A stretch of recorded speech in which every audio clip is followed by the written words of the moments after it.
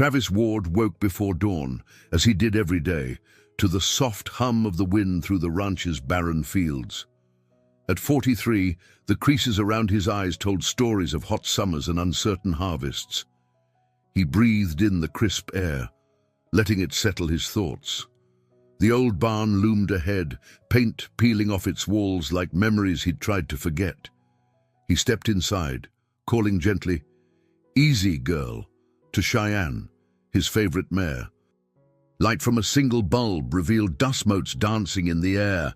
He moved with quiet efficiency, forking hay into troughs and checking each horse. Their snorts and hoof stomps echoed in the stillness, alone. That was how Travis liked it. At least, that was how he'd gotten used to living.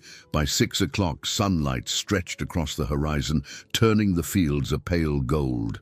Travis headed back to the house, his weathered cowboy hat tilting low. Inside, the kitchen was silent. A single coffee mug sat on the counter, chipped at the rim, a reminder of simpler times. He poured himself a dark brew and stared out the window at the dusty road that led nowhere fast. His best friend Dylan had once joked that if Travis didn't change his ways, he'd be out here alone until he was old and gray. But Travis had a knack for burying the ache behind a stoic grin. Loving someone meant risking everything. He'd lost that gamble once before, and it almost broke him. He sipped his coffee, letting the bitter warmth steady his pulse. Off in the distance, thunderheads gathered. The local radio crackled with a storm warning. "Great," he muttered, grabbing a denim jacket. Rain was always a gamble, sometimes salvation, sometimes pure destruction. He pulled on his boots, determined to check the fence lines before the weather turned. As he stepped outside, the wind picked up, rattling the edges of the barn. A storm was definitely brewing. He climbed into his pickup truck, the old engine coughing before roaring to life. The roads were rough, worn by years of half-finished repairs. Tumbleweeds scurried across the asphalt like restless spirits. Travis eyed the darkening sky. Something about the day felt off, as if the land itself braced for impact. Meanwhile, across the country in a sleek Manhattan office, Madeline Callahan gripped her phone so tight her knuckles turned white. She had just turned 40, and though her board of directors praised her for her vision, she felt the sting of each passing year. Competitors whispered about her behind closed doors, too driven, too cold. She slammed the phone into its cradle. Her CFO had bungled a crucial merger. Now she had to fly out immediately to negotiate face-to-face with an eccentric investor in Dallas. Her assistant, Carla, hovered anxiously. "Ms. Callahan, everything's set. The jet is fueled at Teterboro. The pilot says we can beat the storm if we leave in the next hour." Madeline clenched her jaw, mentally rearranging her schedule. "Fine. Tell them I'll be there in 30 minutes. She smoothed her tailored blazer and marched out, determination blazing in her dark eyes. She hated last-minute emergencies, but leadership meant controlling every crisis. A swift elevator ride down the glass tower led to a waiting car. Rain droplets began to pelt the windshield as the driver navigated Manhattan's congested streets. She stared out at the chaos, an odd pit of worry forming in her stomach. Storms always made her uneasy, stirring up memories she preferred locked away. Arriving at Teterboro, she stepped onto the private jet, nodding curtly at the flight crew. The pilot approached, tipping his cap. "Ms. Callahan, we have a rough weather pattern forming en route, especially over central Texas. We'll do our best to circumvent it," she offered a tight-lipped smile. "Just get us there safely." "I'm meeting an investor first thing in the morning." Settling into her seat, she flipped through documents, refusing to dwell on the swirling clouds outside. The engines roared, and within minutes, the jet ascended into gray skies. Madeline forced her focus on the upcoming negotiations, ignoring the turbulence that jostled her every few minutes. Back in Texas, Travis drove along a rutted back road. Sheets of rain hammered his windshield. "Damn," he muttered, struggling to see. Lightning cut across the sky, illuminating endless farmland. The radio buzzed with severe weather alerts, warning of dangerous gusts. Travis cursed under his breath, thinking of the livestock. He had miles to go before checking every part of his land. Out of nowhere, something roared overhead. He glanced up, heart pounding. A jet, flying way too low, thundered across the stormy sky. Travis clenched the steering wheel. That can't be right, he thought. No flight path usually crossed this remote area. Another flash of lightning revealed the plane's silhouette rocking dangerously side to side. He watched, horror mounting, as the aircraft vanished behind a line of trees. Seconds later, the ground seemed to shudder from a distant impact. His breath caught, adrenaline flooding his veins. That was no rough landing. Somebody just crashed. Without hesitation, he jerked the wheel, turning onto a muddy track that led toward the flickering glow in the distance. Headlights barely cut through the deluge. Every nerve in his body screamed at him to hurry. He had no idea who was in that plane. But if they were alive, they wouldn't be for long in this storm. He pressed the gas pedal to the floor, the truck fishtailing in the mud. "Hold on," he whispered, though no one else could hear. The storm raged, lightning spearing the sky like nature's wild warning. In that instant, Travis felt a shift in the air, as if fate itself had taken the reins. Something big was about to happen, and it was barreling straight at him. Thunder rumbled across the low hills as Travis parked his pickup at the edge of a wide clearing. His heart pounded, breath puffing in cold, rain-soaked air. The smell of burning metal and scorched earth hit him immediately. Ahead lay the twisted remains of a small private jet, tail sections snapped clean off. Flickers of flame lit jagged pieces of fuselage scattered across the soaked ground. Travis jumped out, the wind whipping his jacket. "Hello?" he shouted, voice nearly drowned out by the storm. Rain stung his face as he sprinted toward the wreckage. He noticed the cockpit crushed against a half-toppled tree. Panic clawed at him. This was worse than anything he'd imagined. Lightning flashed, revealing a figure huddled near a gaping tear in the plane's side. Travis approached cautiously. "Hey, you okay?" he called, swallowing hard when he saw the blood. The flight attendant clutched her arm and blinked through the downpour. "Help! The others!" she rasped, eyes wide with shock. Travis scanned the interior. Smoke and jagged debris made it impossible to see. "I'll come back for you," he promised, wrapping the woman in a blanket from his truck. He led her away from the main flames, propping her against a tree. "Stay here, I'm going in." Turning back to the wreck, he climbed through twisted metal, ignoring the searing heat that singed his arms. Sparks flew from dangling wires. The stench of fuel grew stronger. "Anyone here?" he shouted, voice echoing in the broken cabin. His eyes swept across torn leather seats. Two figures lay motionless, no pulse. He exhaled shakily, grief stabbing him, but pressed on. A faint cough drew him deeper. Near the rear of the cabin, pinned by a collapsed storage bin, was a woman, clothes torn, hair matted with blood. She coughed again, trembling. "Please, get me out." Her voice was faint but urgent.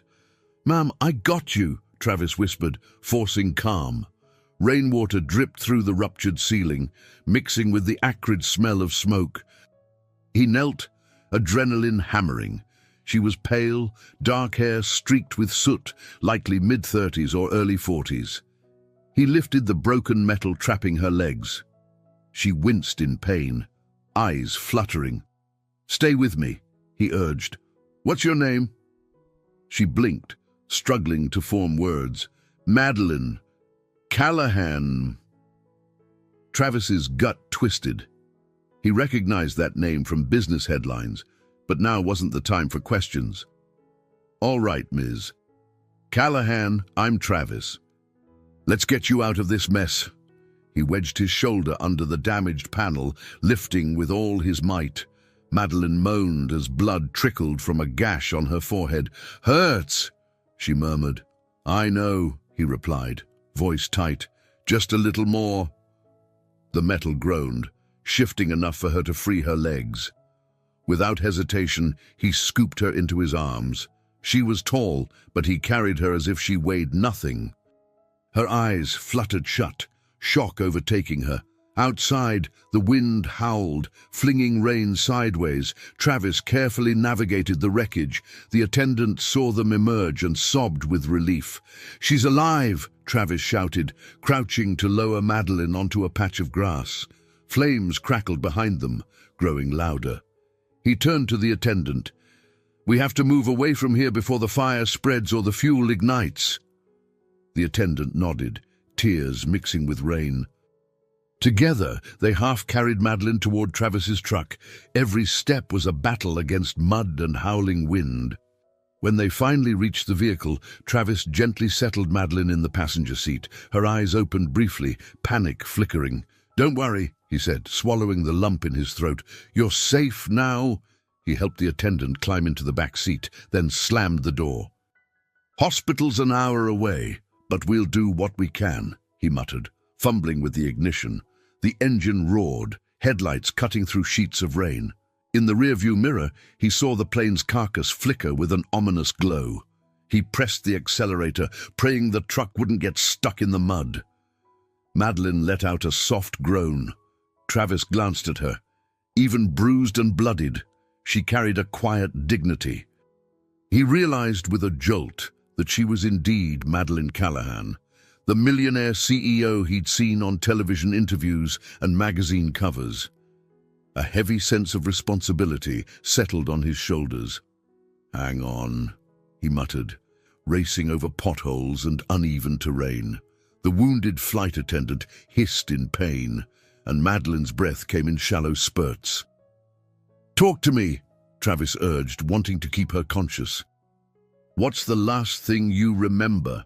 She opened her lips, voice cracking. "We hit turbulence. The pilot lost control, felt the plane drop." She squeezed her eyes shut as if replaying the horror. "It's over now," he said, though the words felt hollow. Lightning lit the fields around them in harsh bursts. The nearest hospital was far, but there was a small clinic in the next town. It would have to do. They lurched onto the main road. Travis swallowed hard as he dialed 911 on his phone, praying for reception. The call dropped twice before he finally got through. He barked details to the dispatcher, emphasizing the severity of Madeline's injuries. They promised an ambulance would meet him halfway.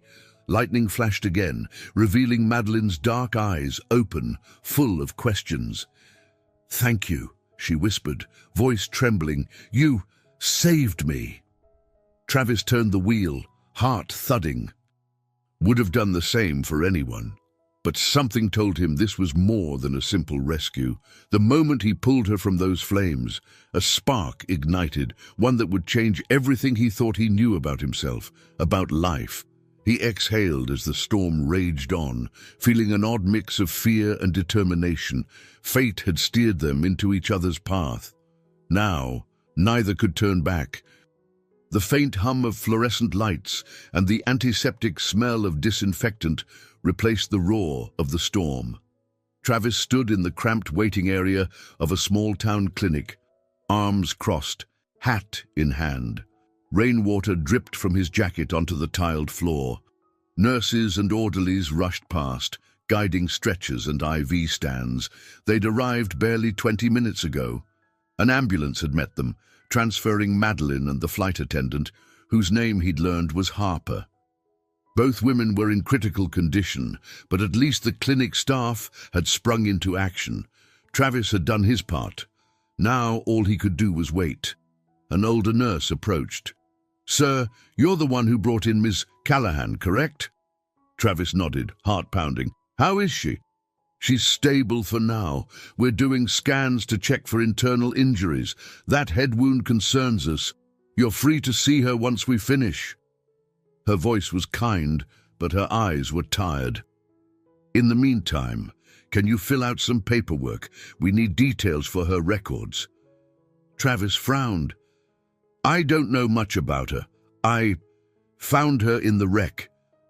It felt odd to refer to the plane crash so bluntly. The nurse offered a sympathetic smile. Do your best. He settled at a makeshift desk, scribbling what little he knew. Madeleine Callahan, CEO, plane crash victim, next of kin. He had no clue. He glanced at the phone in his pocket. He'd tried calling the number listed for her company, but it went to voicemail.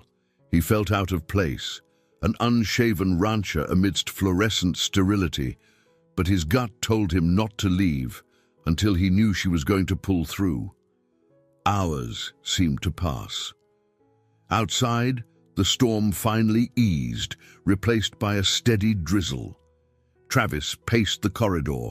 Harper, the flight attendant, was sedated in a separate room, her arm in a cast. Around midnight, a doctor emerged, exhaustion etched on her features. "You're here for Miss Callahan?" she asked. Travis straightened. "We've stabilized her. No major spinal injuries. Thank God.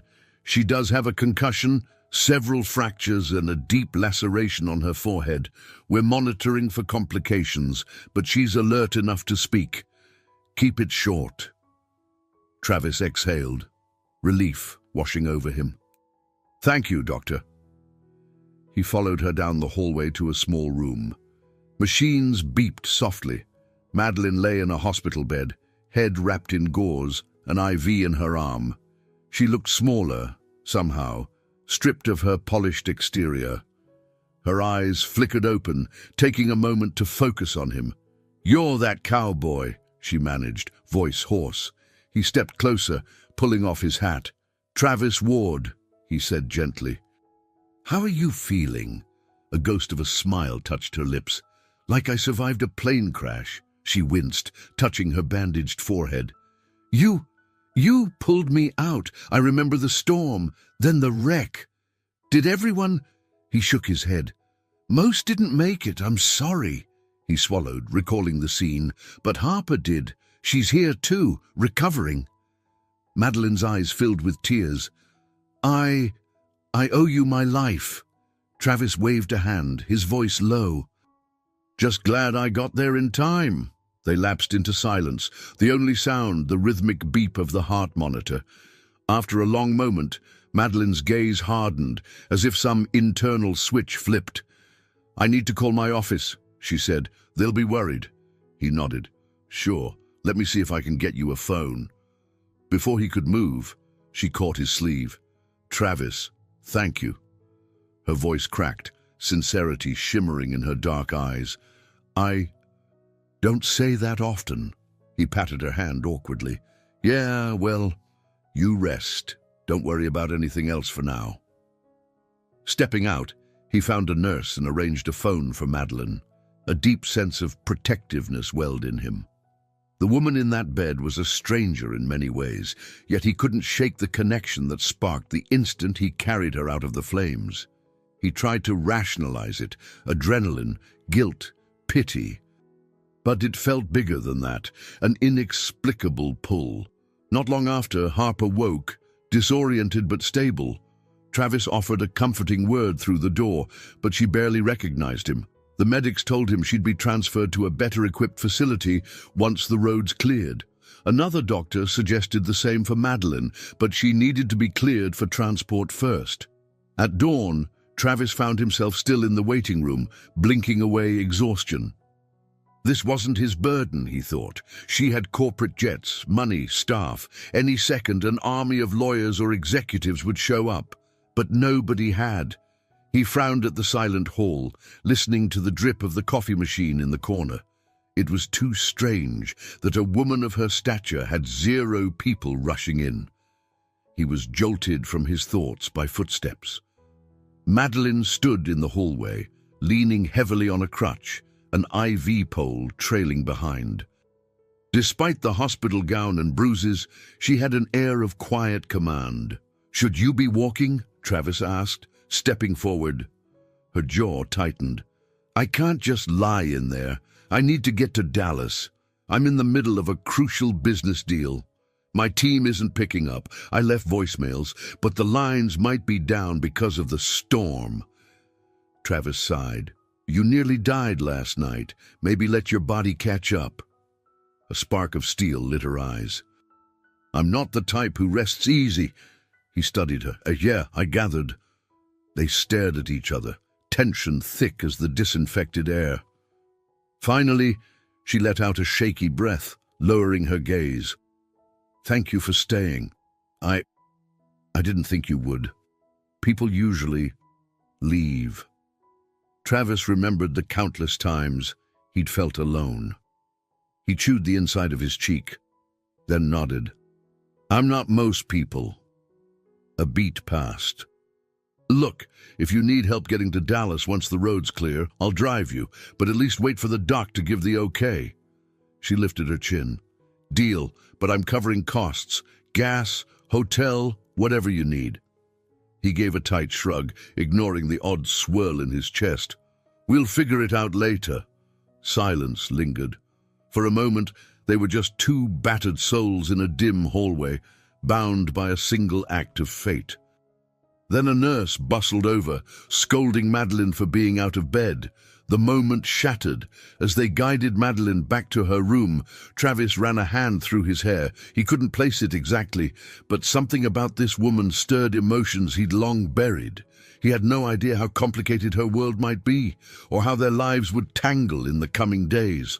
All he knew was that the crash had changed them both, and neither could ignore the gravity of that night. Travis stepped outside the clinic for a breath of fresh air. The day was overcast, the air heavy with moisture. Puddles lined the parking lot, reflecting the gray sky. He squinted at his pickup, now caked with mud. The memory of racing to the crash site still made his stomach lurch. He dialed Dylan, his closest friend, to let him know he'd be gone a while longer. She's a big-shot CEO, Dylan, Travis muttered into the phone. The plane wrecked right on the outskirts of the ranch. She's banged up but stable. Dylan let out a low whistle. You always find trouble, Trav. Need help on the ranch? Travis exhaled. Could you feed the horses for me? I'll pay you back. No worries, man. You just handle whatever it is you're handling. They said their goodbyes, and Travis slipped the phone back into his pocket. Inside, Madeline was dealing with her own round of phone calls. A local landline had been set up for her, but her eyes flashed with frustration each time she got disconnected. Something was obviously pressing back in Dallas. When Travis returned to the waiting room, he found her hunched over the telephone, knuckles white. She slammed down the receiver. Why won't anyone pick up? She seethed, then froze, noticing him. Sorry, she said, voice softer. Bad day. He managed a half smile. Bad couple of days, I'd say. You get through to your office. She shook her head, her dark hair, still matted, swaying slightly. No. My CFO's line is dead. My assistant's on voicemail. It's like the entire staff disappeared. Travis frowned. Could be the storm knocked out some towers, or maybe they're busy responding to the crash news. She inhaled sharply. Right, the crash. Her fingers trembled against her hospital gown. My company is my responsibility. I hate feeling powerless. His gaze softened. He knew that feeling well, powerless, alone, undone by circumstances beyond control.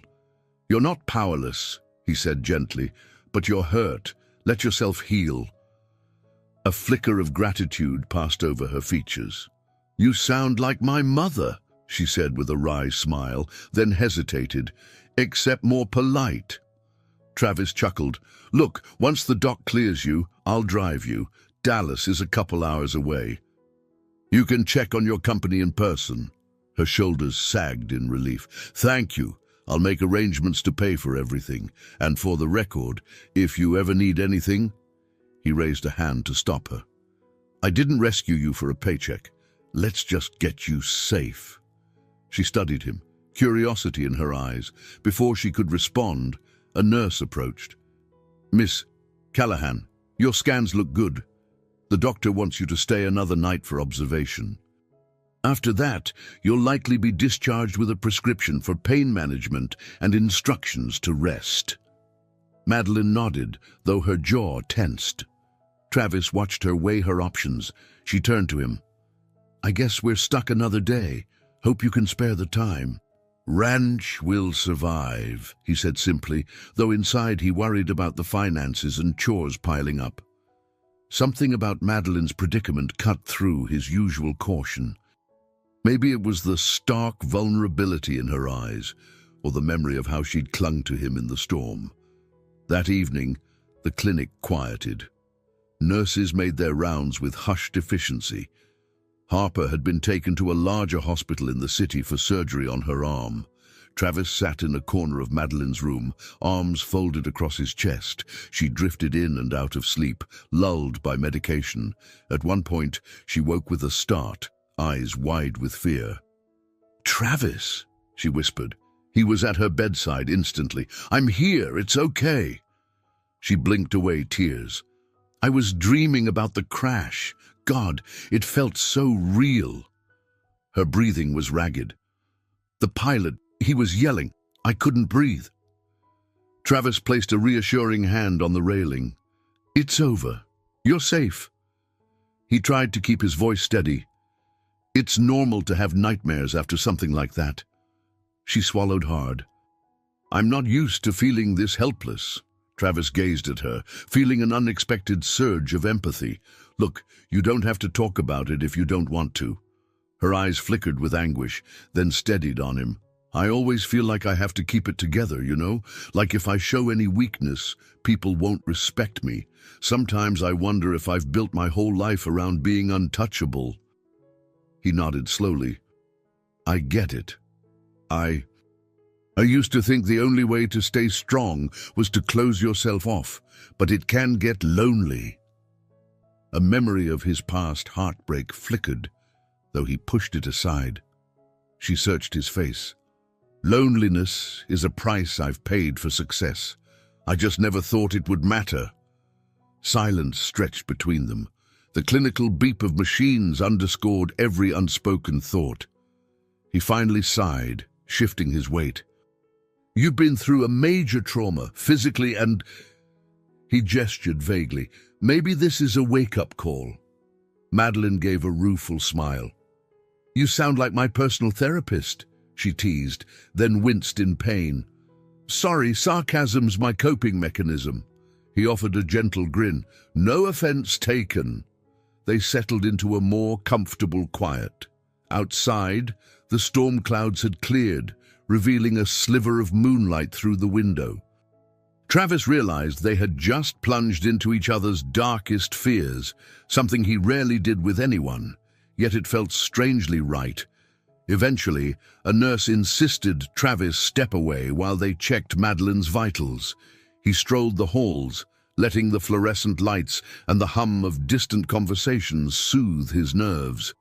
A swirl of questions filled his mind. What would happen once she got back to her high-powered world? Where would he fit in that picture? The crash had thrown them together, but real life would pull them apart just as quickly unless something stronger held them close.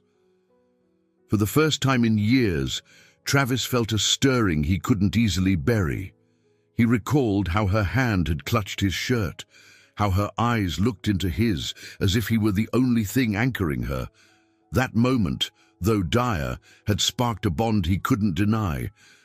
But he pushed the thought aside. Emotions had a way of complicating things, and he wasn't sure either of them was ready to deal with more complications. Morning light spilled through the windows, illuminating dust motes drifting in the clinic corridor. Travis finished a phone call with the local sheriff, confirming they'd found the black box from the crash site. Investigations would take time, but for now, no foul play was suspected, just mechanical failure compounded by the storm. He tucked his phone away, noticing Madeline's door ajar. Inside, she stood shakily, dressed in clothes a nurse had brought, a pair of scrubs that looked comically large, but at least they weren't a hospital gown. She lifted her chin when he entered, determination etched in her features. "Doc says I can go today," she announced, crossing her arms. "So, about that ride to Dallas?" Travis nodded. "We'll take my truck, but you should see if the clinic can arrange an ambulance to—" "No, I can manage." She took a tentative step, grimacing as her ribs protested. "I'll pay you for your trouble." He waved off the offer again.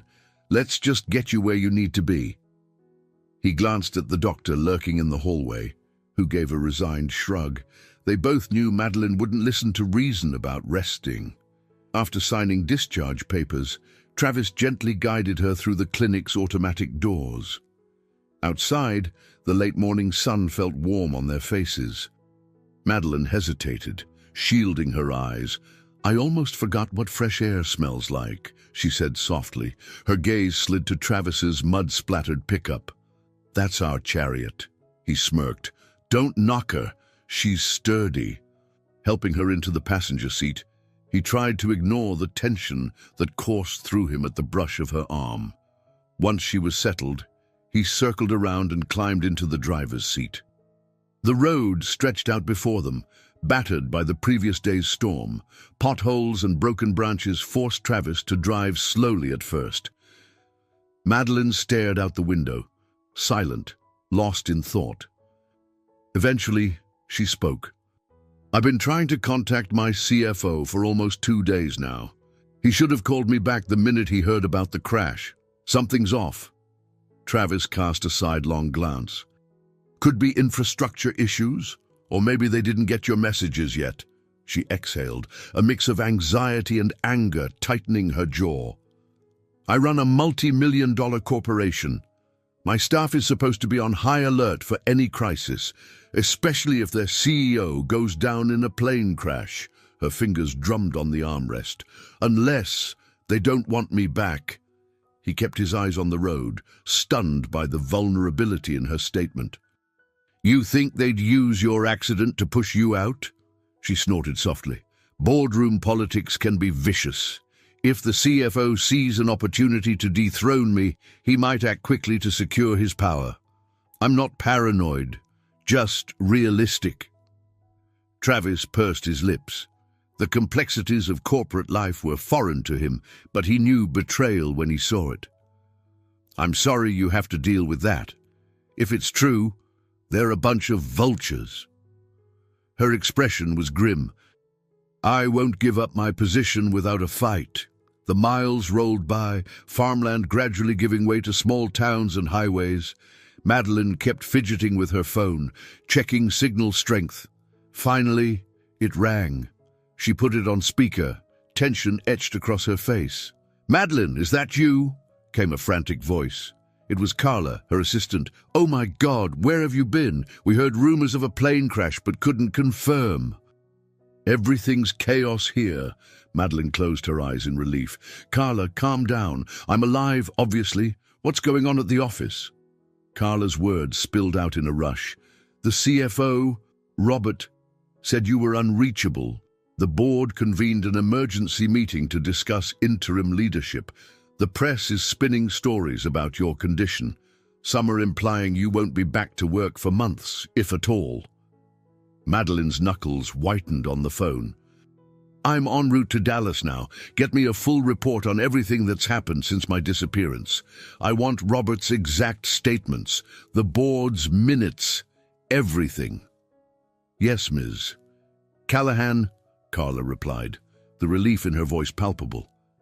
"We'll be ready. I'm so glad you're okay." Madeline ended the call and stared at the phone with a mixture of anger and defiance. Travis cleared his throat. "So it's worse than you thought?" She sank back against the seat. "Yes. But I'll handle it. I always do." He glanced at her bandaged head and bruised face. "Just remember you're still healing." Her gaze softened slightly. "I won't push myself too far." They continued in silence until the horizon revealed the Dallas skyline.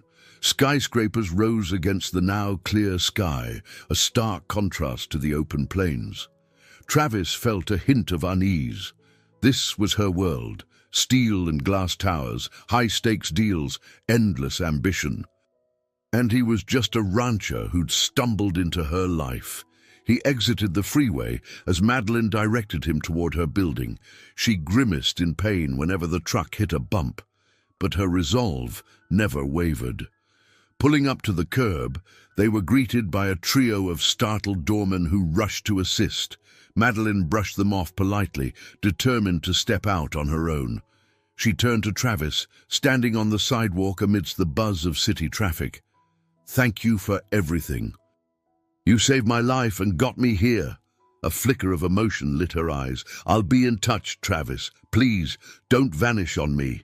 He dipped his head, not sure how to respond. "Take care of yourself, Madeline. Let me know if you need anything else." With that, she was swept into the polished lobby by concerned staff. Travis watched her go, an odd emptiness tugging at his chest. He climbed back into his truck, the city's rush closing in. For a moment, he considered heading straight home, but some instinct told him to stay close. He found himself driving to a nearby diner instead, mind churning over the past 48 hours. Inside the bustling eatery, he sipped burnt coffee, ignoring the glances at his mud-splattered boots. He imagined Madeline, battered but unbroken, stepping into a boardroom war. A part of him wanted to barge in, stand at her side, and remind everyone that she wasn't alone. But that wasn't his place. She was tough, more than capable, yet the thought of just driving away felt wrong. He shook his head, telling himself he'd give it a day, see if she reached out. If she didn't, he'd go back to ranch life, grateful to have done his part. But deep down, a seed of longing had taken root, and he had a feeling it wouldn't be uprooted easily. Travis stood outside the busy downtown diner, the city noise pulsing in his ears. He could still taste the bitter coffee on his tongue. A day had passed since he'd dropped Madeline at her office tower, and he'd stayed in Dallas longer than planned, lodging in a cheap motel on the outskirts. Something in his gut told him not to leave just yet, so he waited, leaning against his truck, boots scuffing the curb as people rushed by with barely a glance. His phone vibrated. He fished it out, half expecting Dylan checking in about the ranch. Instead, it was a number he didn't recognize. Hesitating only a second, he answered. "Travis," came Madeline's unmistakable voice, though tension laced her tone. I hope this isn't a bad time. Can you meet me at my office? I might need your help with something." He exhaled, relief washing over him. "Sure, everything okay?" She paused. "I'm not sure. There's a board meeting in an hour, and I'd feel better if you were nearby, please." He couldn't hide a small smile. "I'm on my way." Minutes later, he found himself in a marble-floored lobby, feeling as out of place as a stray horse in a penthouse. The receptionist, wide-eyed at his rugged appearance, directed him to the executive floor. When the elevator doors opened, he spotted Madeline waiting by a sleek conference room. She wore a tailored dress, an elegant attempt to mask her injuries. A discreet bandage peeked out from beneath her hairstyle. Despite her fragile state, she projected unshakable confidence, yet he saw the flicker of relief in her eyes as he approached. "You came," she said softly, tilting her head in gratitude. He cleared his throat. "Didn't want you to face these corporate vultures alone." She almost smiled. "Well, you'll fit right in, considering I'm the only one used to controlling them." Her voice tried for levity, but the tension remained. Before Travis could respond, the glass doors swung open. A tall, sharp-suited man stepped out, Robert, the CFO. His eyes flicked over Travis with barely concealed disdain. "Ms. Callahan, the board is convening. Are you certain you're up for this?" Madeline's jaw tightened. "I'm fine." She gestured to Travis. "He's my guest. Let's proceed." Robert's lips thinned, but he nodded curtly and stepped back inside, letting Madeline and Travis follow. The conference room bustled with murmuring directors. Travis felt their gazes fix on him, some curious, some disapproving. Madeline took her seat at the head of the table, shoulders squared. Travis stood behind her, arms crossed, ignoring the tension thick enough to choke on. Robert cleared his throat. As some of you know, Ms. Callahan was involved in a tragic accident. We convened this meeting to discuss temporary leadership in her absence. However, she's decided to return early. His tone held more than a hint of challenge. A murmur rippled through the board members, none of them daring to speak first. Then Madeline lifted her chin. I'm aware of your concerns. I'm recovering. But I'm fully capable of making decisions. My assistant is compiling a thorough report on all ongoing projects. If any of you doubt my capacity to lead, please speak now. Silence. Robert's knuckles whitened on the polished table. We only acted out of caution, Madeline, but it's good to see you're in one piece. That's Ms. Callahan, she corrected, her voice cutting, and I appreciate the concern, but I have no intention of relinquishing control. Travis watched the interplay, impressed by her poise. She was hurt, but no one would dare cross her without consequence. Still, he sensed an undercurrent of hostility behind Robert's forced smile. This was far from over. After a tense half-hour of financial updates and new business proposals, Madeline adjourned the meeting. Directors filed out, a few offering stiff well-wishes. Robert lingered, eyes flicking between them. Miss Callahan, let's talk privately. Madeline's spine went rigid. Not now. I'll schedule time tomorrow. Without waiting for his response, she turned to Travis, touching his arm lightly. Walk with me, she said, leading him down a corridor lined with modern art. She opened a door to a smaller conference room and motioned for him to step inside. She closed the door, exhaling hard. That was exhausting. She rested a hand over the bandage at her side, wincing. Travis's brow furrowed. You should be resting. This is too soon. She managed a half smile. I know, but I have to show them I'm still in control. She paused, glancing at him. Robert's been with the company for years. He's ambitious, and while that's useful, I can't shake the feeling he's maneuvering behind my back. If that's true, we could lose major investors or even face a hostile takeover. Travis shrugged, a thoughtful look crossing his face. I don't know much about boardrooms, but I've seen men like him, the type who circles when they smell blood. She nodded, the weight of her situation pressing down on her. I need allies, real ones. Right now, I only trust Carla and, well, you... A silence fell, thick with implications. She was opening up to him in a way that felt startlingly intimate. Then a knock at the door broke the moment. Carla poked her head in, relief sweeping her face. Ms. Callahan, sorry to interrupt. There's someone downstairs asking for you, a detective from the FAA. They have questions about the crash. Madeline sighed. Great, more complications. Travis caught her concerned gaze. Want me to come along? She nodded, grateful. Yes, please. Carla left, and Madeline took a shaky breath. You've already saved my life once. I hate asking for more. But until I figure out who's on my side, I'd feel safer if you stuck around. He softened.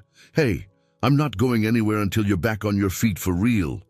She rested her gaze on him, emotions flickering behind her eyes. I appreciate that more than you know. Let's handle the detective, and then maybe we can talk, really talk. Travis merely nodded, heart thudding at the possibility.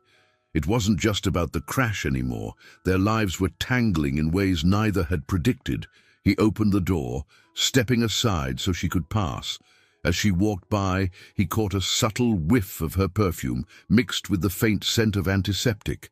A reminder that she was still healing, and so was he, in ways not yet fully realized. They rode the elevator down in tense silence, the mechanical hum echoing in the enclosed space.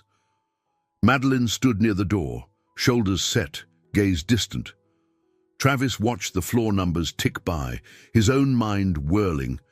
He wasn't sure if he belonged in this glossy corporate realm, but he also knew leaving her now felt wrong. At the lobby, a man in a rumpled suit waited, rubbing his neck as if exhausted from too many late nights. He offered a polite nod when they approached. "Ms. Callahan, Detective Willis, FAA Investigation Division." Madeline extended a hand, her voice carefully composed. "Yes, my associate, Travis Ward," she added, gesturing briefly. "You needed to speak about the crash." Willis flipped open a small notebook. "Thank you for meeting me. We'd like your statement regarding the flight. Any recollections of mechanical issues or pilot communications? The black box data suggests a system malfunction, but we're ruling out sabotage or negligence." He paused, scanning her bandages. "I understand this might be difficult." Madeline pressed her lips together. "I'll do my best." The pilot mentioned severe turbulence, then everything lurched, alarms, a sharp descent. That's all I recall before we hit the ground. She glanced at Travis, who gave a subtle nod of encouragement. Willis wrote swiftly, then closed his notebook. "I may need further details once you've had more time to recover. In the meantime, rest assured this is standard procedure. We'll keep you updated." He turned to Travis. "You discovered the wreck. Anything unusual at the site?" Travis shook his head. "Just the storm. I heard the crash and went to help." Willis nodded. "All right. If you recall anything else, please reach out." With that, he handed them both business cards and departed. Madeline let out a shaky breath. "Another reminder of how close I came to—" She trailed off, eyebrows drawing together. Travis touched her elbow gently.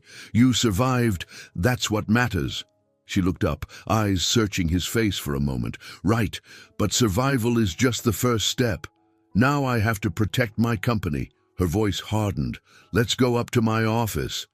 There are some documents I'd like to review with you, if you're willing." He raised an eyebrow. "Me? I'm no business consultant." A flicker of amusement crossed her features. "I just need your gut instincts on a few things. Sometimes an outside perspective helps." They made their way back upstairs, stepping into a sleek office that overlooked the Dallas skyline. Floor-to-ceiling windows framed the city's bustle. Madeline's desk was immaculate, save for a laptop, a leather portfolio, and a vase of wilted flowers, probably sent by someone eager to curry favor. She sank into her executive chair and motioned for Travis to sit opposite. Opening the portfolio, she revealed financial reports, contracts, and organizational charts. Her expression darkened. "Here," she said, pointing to a cluster of lines and figures. "This is a budget reallocation Robert pushed through while I was missing. It's funneling funds to a project that never got my approval." Travis leaned forward, scanning the page. He could make out the basic idea, hundreds of thousands of dollars rerouted to a shady development. "Looks fishy," he said simply. She nodded. "Exactly. I suspect Robert's using the chaos to push an agenda or impress certain board members. If this becomes public, it'll look like I sanctioned it. So call him out. You're the CEO," Travis said, matter of fact. Madeline rubbed her temples. "It's not that simple. The board respects him. I need proof he's acting against our best interests. If I confront him with nothing, I look unstable." She flicked her gaze toward her injuries. "He's probably banking on that." Travis exhaled, scanning her face. "You were in a plane crash, not a mental breakdown. If your board can't see that," she gave a sardonic laugh. "Corporate politics can be vicious. People sense weakness." Then her voice softened. "I learned that a long time ago. And I swore I'd never be caught off guard." He studied her posture, the way she braced herself behind the desk. "Is that why you're so driven, afraid of losing what you built?" A shadow crossed her features. "Let's just say I know what it's like to have everything slip through your fingers." She closed the portfolio. "I need a plan, something that puts me back in control." Travis leaned back, arms folded. What if I stuck around a bit? Keep an ear open. Watch Robert's moves while you heal. You said you needed an ally. Maybe I can be that, at least until we figure out what he's up to. Surprise lit her eyes. You'd do that, he shrugged. I'm no fancy executive, but I can pick up on people's intentions. Ranch folks are good at reading bulls when they're about to charge. She let out a genuine laugh at that, then winced at the pain in her ribs. You're full of surprises, Travis Ward. A contemplative look flickered across her face. I could arrange compensation. He raised a hand. Not everything is about money. Let's just say, until you've got your footing, I'll help however I can. Afterwards, I'll go back to my ranch. Madeline's gaze lingered on his weathered face, sincerity shining through her dark eyes. Okay, let's do it. One condition, though. If this becomes too much, you tell me. He smirked. Deal. A knock on the office door startled them. Carla poked her head in again, glancing between them curiously. Ms. Callahan, Robert's wondering if you're free for a brief follow-up on the budget items. Madeline arched an eyebrow at Travis, a silent agreement passing between them. She turned to Carla, her voice calm. Yes, invite him in. This shouldn't take long. As Carla left, Travis stood, moving around the desk to stand beside Madeline's chair. Their eyes met, an unspoken alliance forming between two very different worlds. Outside, the sun dipped behind the skyline, shadows stretching across the polished floor, and for the first time in a long while, neither felt entirely alone. Robert entered with a brief knock, his stride purposeful. Madeline, I wanted to confirm the reallocation details. He glanced at Travis, suspicion twitching at his brow. Oh, I didn't realize you had company. Madeline gestured casually. Travis Ward is assisting me with certain operational reviews. Please, have a seat. Her voice was polite but firm. Robert's expression tightened, but he obeyed. Of course. I'm merely ensuring we're aligned on the new project budget. We diverted funds to expedite property acquisitions. She cut in smoothly. Actually, I've been reviewing the documents you signed off on while I was incapacitated. I'm curious why you felt the need to rush purchases without my explicit approval. He shifted in his seat. I presumed time was of the essence. Investors demanded action. We couldn't afford delays. His tone dripped with practiced confidence. Madeline's eyes narrowed. I see. She folded her hands, glancing at Travis. Mr. Ward, you had a thought on that timeline, didn't you? Travis cleared his throat. Right. Seems suspicious that all these acquisitions came due exactly when Ms. Callahan was out of commission. Storm or not, a major move like that usually has more lead time. And presumably, you had her contact info. Robert's jaw clenched. With all due respect, I don't report to an outsider. Are you insinuating I took advantage of Ms. Callahan's absence? Travis held his ground. I'm just stating facts. If you wanted her input, you could have waited a few days. Madeline's eyes flicked between them, tension bristling. Robert, from now on, any purchase above a certain threshold must come directly to me. Understood? He forced a smile. Of course, I'm just glad you're back to take the reins. Rising from the chair, he smoothed his tie. I'll leave the files with you. If you need anything else, let me know. Without waiting for a response, he strode out, irritation evident in each step. The door clicked shut. Madeline let out a pent-up breath, turning to Travis with a faint grin. You sure you're okay being dragged into this corporate drama? I don't want you regretting it. He shrugged. If I can wrangle cattle, I can handle a slick CFO. She laughed softly. I like having you around. A pause lingered, charged with the spark of something unspoken. Finally, she stood, Come on, let me show you another side of this city, one without boardrooms. They left the office, dodging curious stares from employees as they rode the elevator down. Outside, the sun was dipping low, casting warm light across the streets. Madeline guided Travis to a nearby rooftop bar she frequented for networking events, though tonight it was mostly a chance to unwind. A hostess recognized Madeline immediately, ushering them to a private table overlooking the cityscape. The glow of string lights reflected in windows and the hum of chatter filled the open-air terrace. Travis settled into a cushioned chair, glancing at the hip crowd dressed in designer clothes. He felt out of place in his dusty boots, but Madeline's presence soothed him. Over a pair of simple drinks, hers a sparkling water to avoid mixing medication, his a local craft beer, they spoke more freely. The tension of the day began to melt away. She teased him about his unwavering ranch life. No corporate expansions planned, you could go national with your cattle brand. He chuckled. I'm content with what I've got. Land, horses, a roof. Success for me is paying bills on time and getting a decent harvest.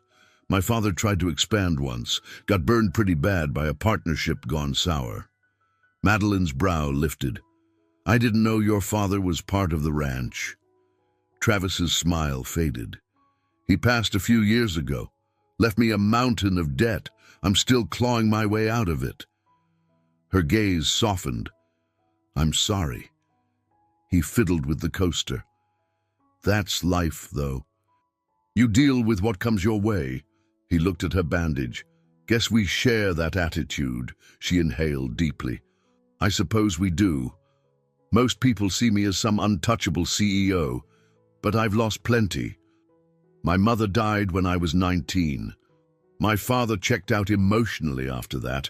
I built my company to prove I could stand on my own. Sometimes I think I've taken it too far. He watched her, understanding in his eyes. Ambition can be lonely. She stared into her glass. Yeah, it is. A gentle breeze ruffled her hair, carrying the distant sounds of traffic. For a moment, they took in the view.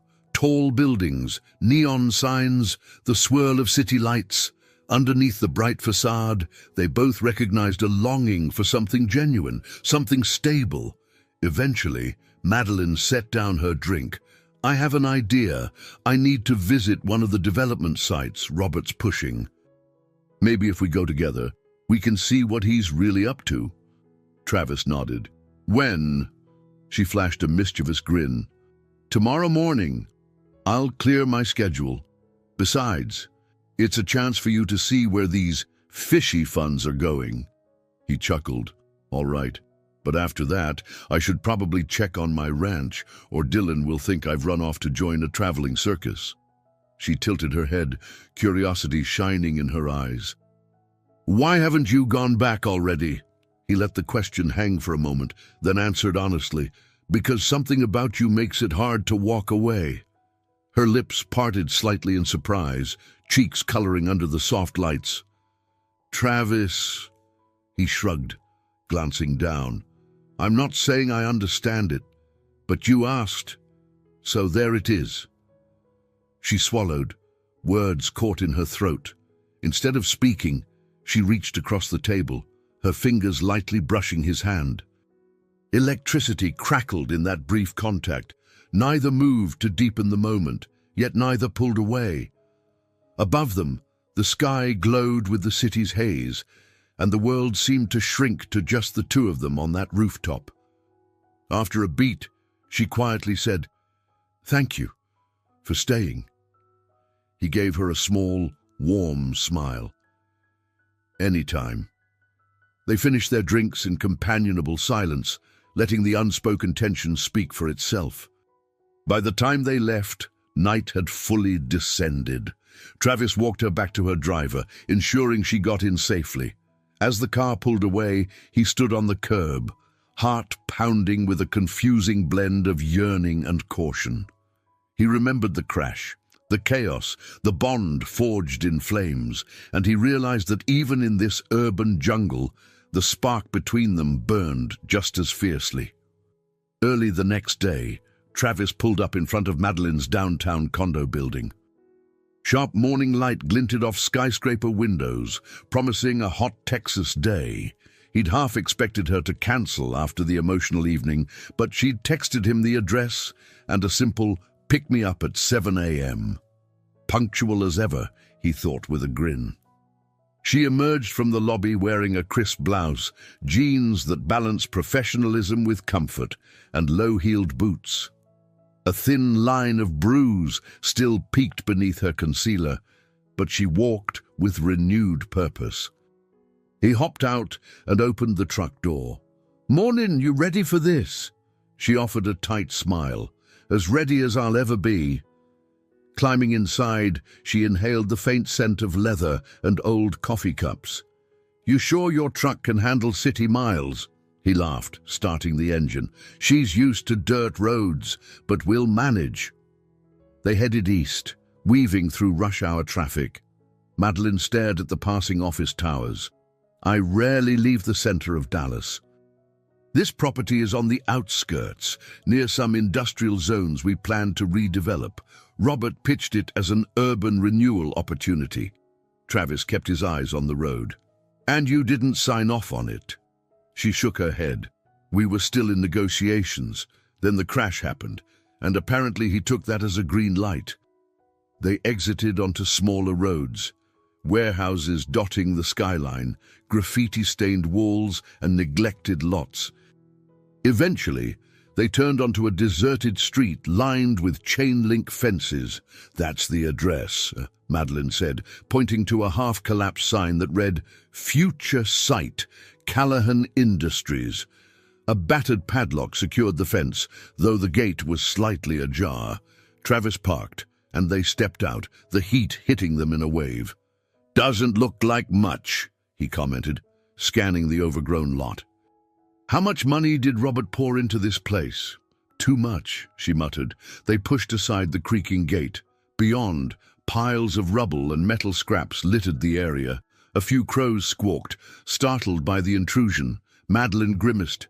"He justified this as part of a quick acquisition strategy, but I see no sign of new construction, just a neglected lot." Travis moved closer to an abandoned building. "Something's off," he muttered, noticing fresh tire tracks in the dust. "Looks like someone's been here recently." She followed his gaze, unease twisting her features. Could be anything. A maintenance crew, maybe? Just then, two figures stepped from the shadowed interior of the old warehouse. They wore casual work clothes, but carried themselves with a guarded air. One of them, a tall woman with a clipboard, froze upon seeing Madeline and Travis. "Who are you?" the woman barked. Madeline stepped forward, shoulders squared. "I'm Madeline Callahan, CEO of this site's holding company. You?" The woman exchanged a glance with her companion. "We're contracted to do an inspection. Didn't realize the owner would drop by." Travis noticed the man shifting nervously, as if trying to hide something behind his back. "Inspection for what?" Travis pressed. "Structural viability," the woman said quickly. "Robert authorized it. He said the company might demolish this building soon. We're just surveying the hazards." Madeline narrowed her eyes. "Without my approval, I'm still the CEO." An uneasy silence followed. The two inspectors muttered something about following orders, then hurried away, slipping around the side of the warehouse. Madeline started to go after them, but Travis gently caught her arm. "Hold on. Let's not corner them unprepared. They don't seem dangerous, but they're definitely skittish." She frowned, anger and confusion warring on her face. "What is Robert doing? If this site isn't worth developing, why funnel funds into it?" Travis studied the half-collapsed building. "Could be someone's trying to hide something, or funnel money into a shell project." His voice dropped. "Money laundering, maybe? Embezzlement? I've seen shady deals go down on worthless properties before." Her eyes widened. "That's a serious allegation, but it would explain the sudden purchase and hush-hush operations." He nodded grimly. We need proof. She ran a hand through her hair, tension building. And if Robert's orchestrating something illegal behind my back, she swallowed. It could destroy my company. Travis's expression hardened. We'll figure it out. But you have to be careful. Don't confront him without evidence. He'll just deny everything. She let out a shaky breath. Okay, let's go. I'll have Carla start digging through financial records. Maybe she'll find suspicious transactions. They retreated to the truck. As Travis drove away, Madeline tapped furiously on her phone, texting Carla a list of requests. I hate this cloak and dagger nonsense, she muttered. Robert was never a friend, but I trusted him enough to manage critical finances. Travis risked a glance at her. Blind trust can get you in trouble. Especially when big money's at stake, she frowned, staring out the window. I've always done business by the book. If he's crossing the line, I'll bury him. But I need a strategy. He placed a comforting hand on her shoulder, startling himself with the casual intimacy. You're not alone in this, and I've got a feeling you're a force to be reckoned with. Her gaze flicked to him, a small, grateful smile forming despite the anxiety swirling in her eyes. Thank you, she whispered. I feel braver when you're around. They drove on in silence, tension filling the air. Eventually, the Dallas skyline reappeared, a gleaming reminder of the empire Madeline had built. Fear gnawed at her. If Robert's schemes came to light, it could threaten everything, but letting him run wild would be worse. Travis pulled up to her condo building. She climbed out, still clutching her phone like a lifeline. I'll call a meeting with my legal counsel tomorrow. In the meantime, can you come by later?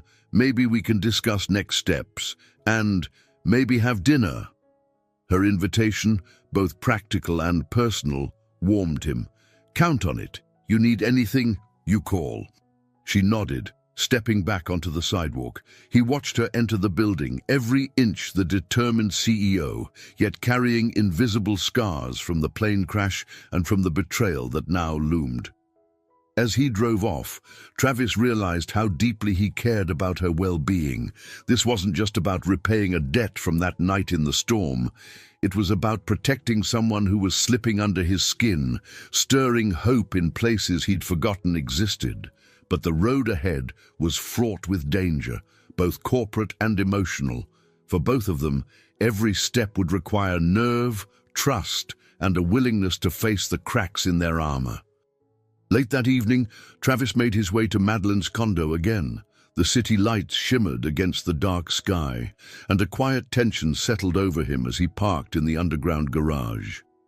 She'd texted him the code, trusting him with private access. A leap of faith, he thought, stepping into the elevator. The doors slid open onto a spacious penthouse hall. Madeline stood waiting, dressed in comfortable slacks and a loose blouse that concealed her bandaged ribs. When she saw him, a hint of relief brightened her tired eyes.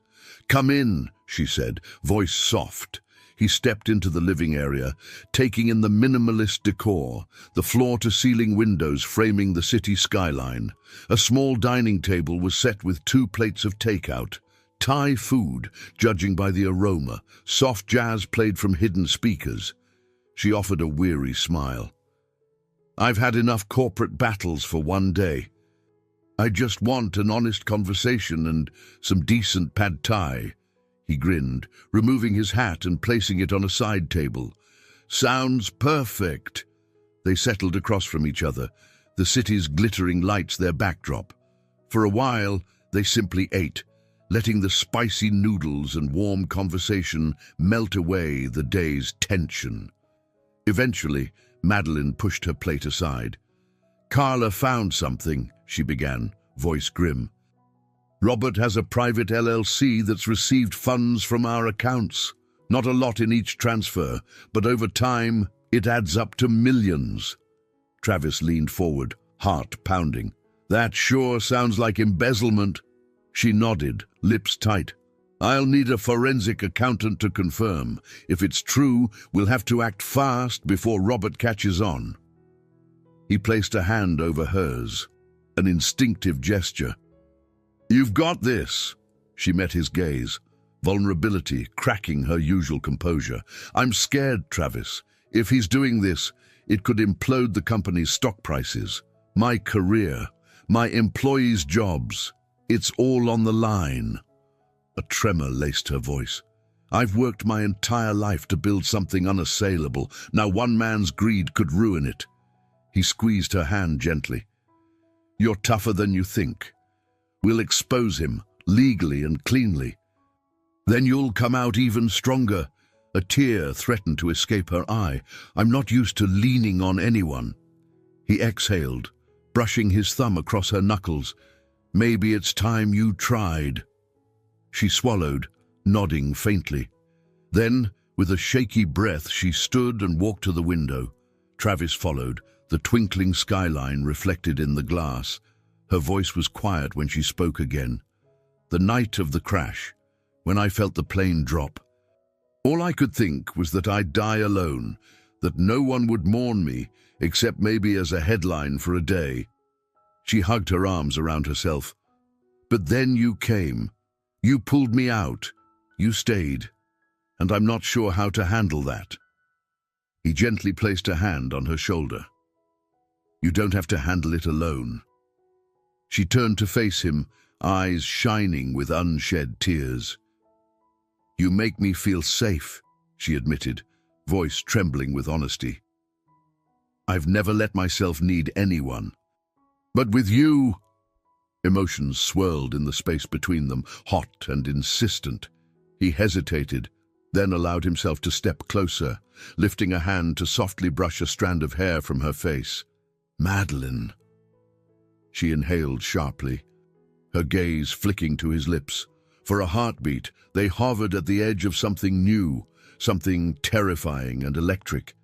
Then her phone buzzed on the table, shattering the moment.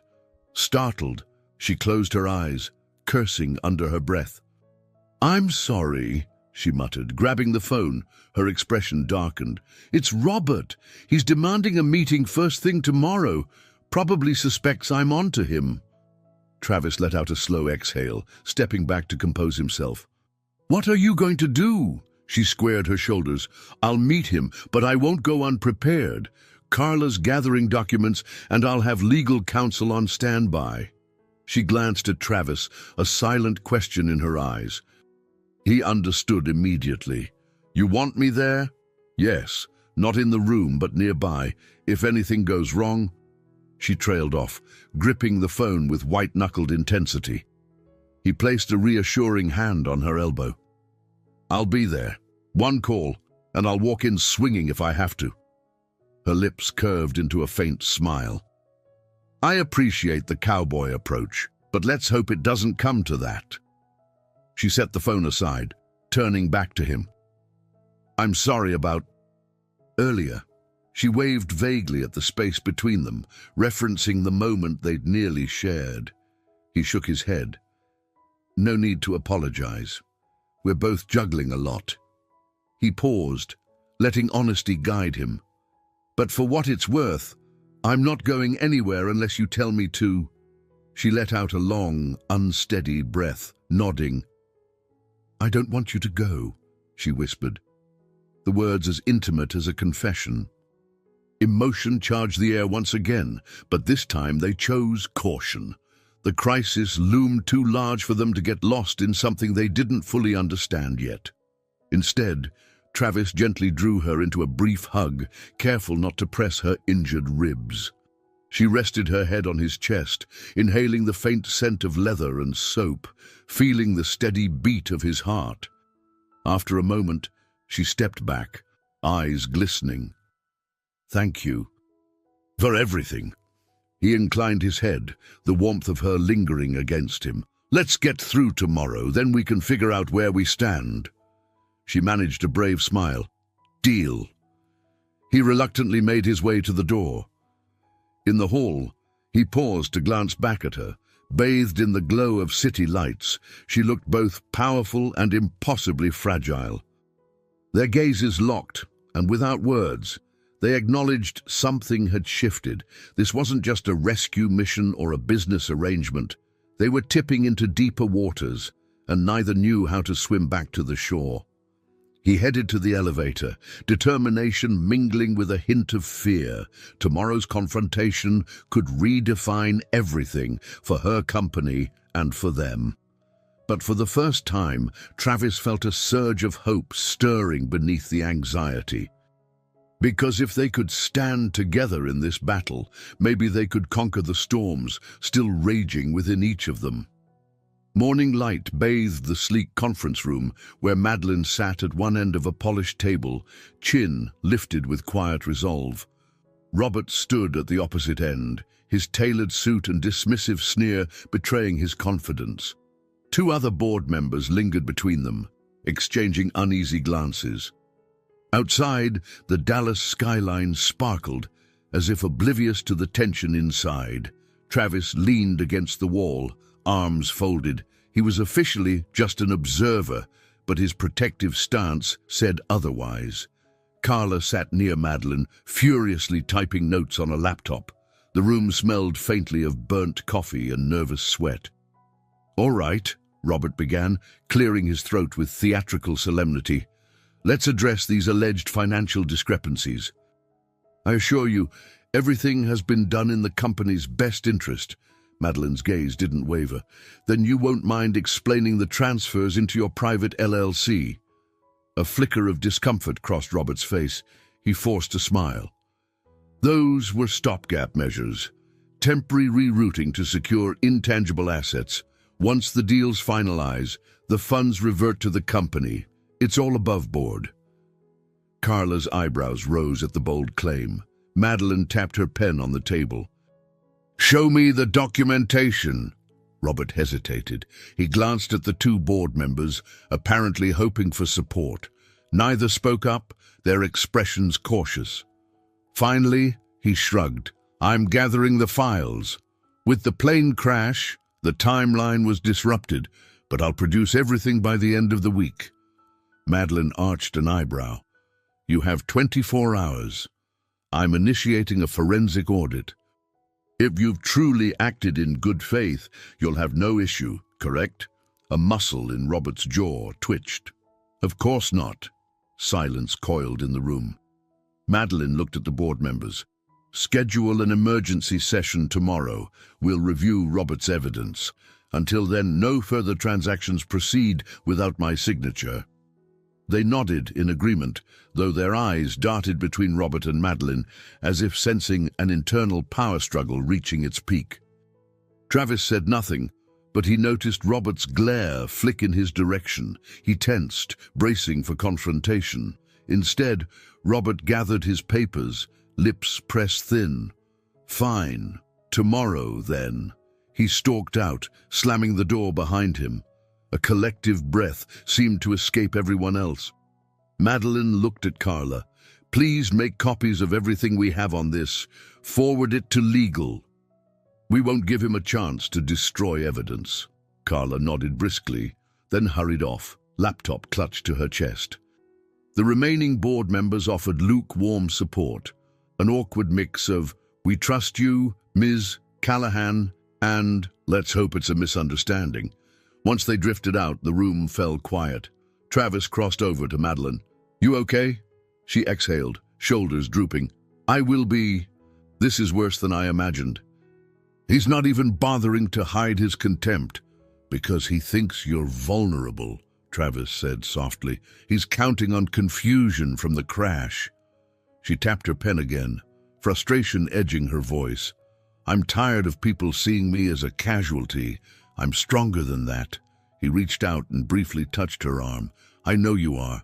We just need to corner him with undeniable proof." She mustered a tight smile. "Right, one more day." Rising, she gathered her papers. "There's a meeting with my legal team in an hour, but after that, let's talk. We need to plan every angle." Travis nodded. "I'll be around. Stay sharp." She left, professional mask firmly in place. Yet as she walked away, he saw the subtle stiffness in her posture, a reminder that she was still healing, physically and emotionally. He suppressed a surge of protectiveness, reminding himself she didn't need coddling. She needed respect and real support. Outside the conference room, staffers hurried through corridors, phones ringing, heels clicking on the marble floors. Travis found a quiet corner near the reception area. He texted Dylan to confirm things were stable at the ranch. No crises except a stubborn mare that wouldn't leave the hay supply alone. For a moment, Travis wished for the dusty simplicity of home. But he couldn't leave Madeline now, not in the middle of this storm. His phone buzzed again. A message from Madeline. Meet me in my office at noon. Need to coordinate. Thanks. It struck him how far they'd come. Just days ago, they were strangers. Now, they were bound by secrets and a growing closeness he couldn't ignore. He made his way to her top-floor office at the appointed time. Madeline was on a call, voice low and urgent. She motioned for him to shut the door. Travis complied, sinking into a plush chair. City views sprawled behind her, an imposing backdrop for an even more imposing woman. She finished the call and rubbed her temples. That was my attorney. They're preparing an injunction to freeze certain accounts until we can verify transactions. That'll corner Robert, Travis said, nodding approval. Exactly, but it'll also cause panic if word leaks. She paused, her dark eyes scanning his face. Thank you for being here. It helps. He swallowed, ignoring the flutter in his chest. Glad I can do something. They locked gazes, an unspoken understanding passing between them. Then she shook her head, as if clearing away personal thoughts. Let's focus. The board meets tomorrow morning at 9. I want you there, outside the room again, just in case. Travis arched an eyebrow. In case Robert tries something underhanded. Her lips pressed into a firm line. He wouldn't dare threaten me physically, but intimidation, undermining my authority. Absolutely. Travis's jaw tightened. He won't get far. She gave a small nod, a flicker of relief in her eyes. They spent the next hour combing through documents, preparing bullet points for the board session. Each passing minute ratcheted the tension higher. By the time they wrapped up, it felt like the calm before a storm. Go get some rest, she finally told Travis, leaning back in her chair. Tomorrow will be intense. He rose, tipping his hat slightly in a playful salute. You do the same. She laughed softly. I'll try. As he left, Travis felt the weight of what lay ahead. This showdown could make or break her entire legacy, and he was determined not to let her face it alone, no matter how murky the corporate waters became. By dawn, Madeline was already in her office, reviewing printouts of suspicious LLC transfers. Travis arrived a half-hour later, bearing 2 cups of black coffee from a nearby cafe. She accepted hers with a grateful smile, tension etched around her eyes. Today was the day. The day she either cornered Robert or watched him slip through her fingers, dragging her company down in the process. Travis could practically feel her pulse quicken as employees trickled in, each sensing the high stakes. Thank you, she murmured, sipping the coffee. I didn't have time for breakfast. He leaned against the edge of her desk. Got your notes ready? She patted a neatly organized folder. Everything's here. Carla's printing final attachments now. Legal counsel will join us in the boardroom. Her gaze flickered with determination. I want Robert cornered. 10 minutes before the meeting, they headed to the executive floor together. The corridor felt unusually silent, as if everyone was holding their breath. A pair of security guards lingered near the entrance, standard protocol for high-stakes corporate sessions, but the vibe was more tense than usual. Inside the boardroom, the atmosphere crackled. Directors sat in a semicircle, reviewing thick packets. Robert stood at the far end, posture rigid, a cool confidence in his eyes. Madeline took her seat at the head, flanked by two lawyers. Travis stationed himself by the door, arms crossed. "Let's begin," Madeline announced. Her voice, though measured, carried the weight of authority. "We're here to discuss the findings of our internal review regarding certain allocations." Robert cleared his throat, flicking a glance at the directors. "I've compiled all relevant documents to show there was no wrongdoing. I acted swiftly in Mrs. Callahan's absence, but always in good faith." One of the lawyers spoke up. "Mr. Harmon, your LLC, Harmon Strategic Ventures, received over $2 million from Callahan Industries in separate wire transfers. Could you clarify why those funds were not channeled through standard corporate accounts?" A tiny vein pulsed at Robert's temple. "It was a strategic tax shelter to expedite acquisitions," he replied smoothly. "The funds are still under the company's control, just in a temporary holding pattern. It's a legitimate mechanism used by many corporations." Madeline tapped her folder, producing copies of internal emails. "We have messages, some from your personal account, suggesting you intended to keep certain transactions off the books until you could secure more board support." "Care to explain that?" Robert skimmed the copies, lips thinning. "This is a misunderstanding. Off the books was a poor choice of words. I simply meant it was a preliminary strategy." At that, murmurs rippled among the board. Madeline exchanged a glance with her legal counsel. The tide felt like it was shifting in her favor, but Robert kept his composure. One director, Ms. Pearson, leaned forward. "Robert, if your motives were legitimate, why not wait for Ms. Callahan's approval once she'd recovered?" A flicker of annoyance crossed his features. "Because we couldn't afford delays. You saw the market volatility. Time was of the essence." Madeline seized the opening. "Yet we've uncovered no evidence of successful deals, only suspicious property records in disrepair. Where's the return on our urgent investment?" Robert's face reddened slightly. "The real estate is an undervalued asset. Once we demolish the current structures and rezone, we'll profit. Unless there are no real plans for rezoning," Madeline countered. "We found no official applications filed with the city." Silence. Robert's hand trembled on his stack of papers. For the first time, he looked rattled. Travis watched the exchange intently. This was the turning point, Madeline pressing every advantage, Robert scrambling. If she could keep the pressure on, he'd crack or lash out. Finally, Robert sneered.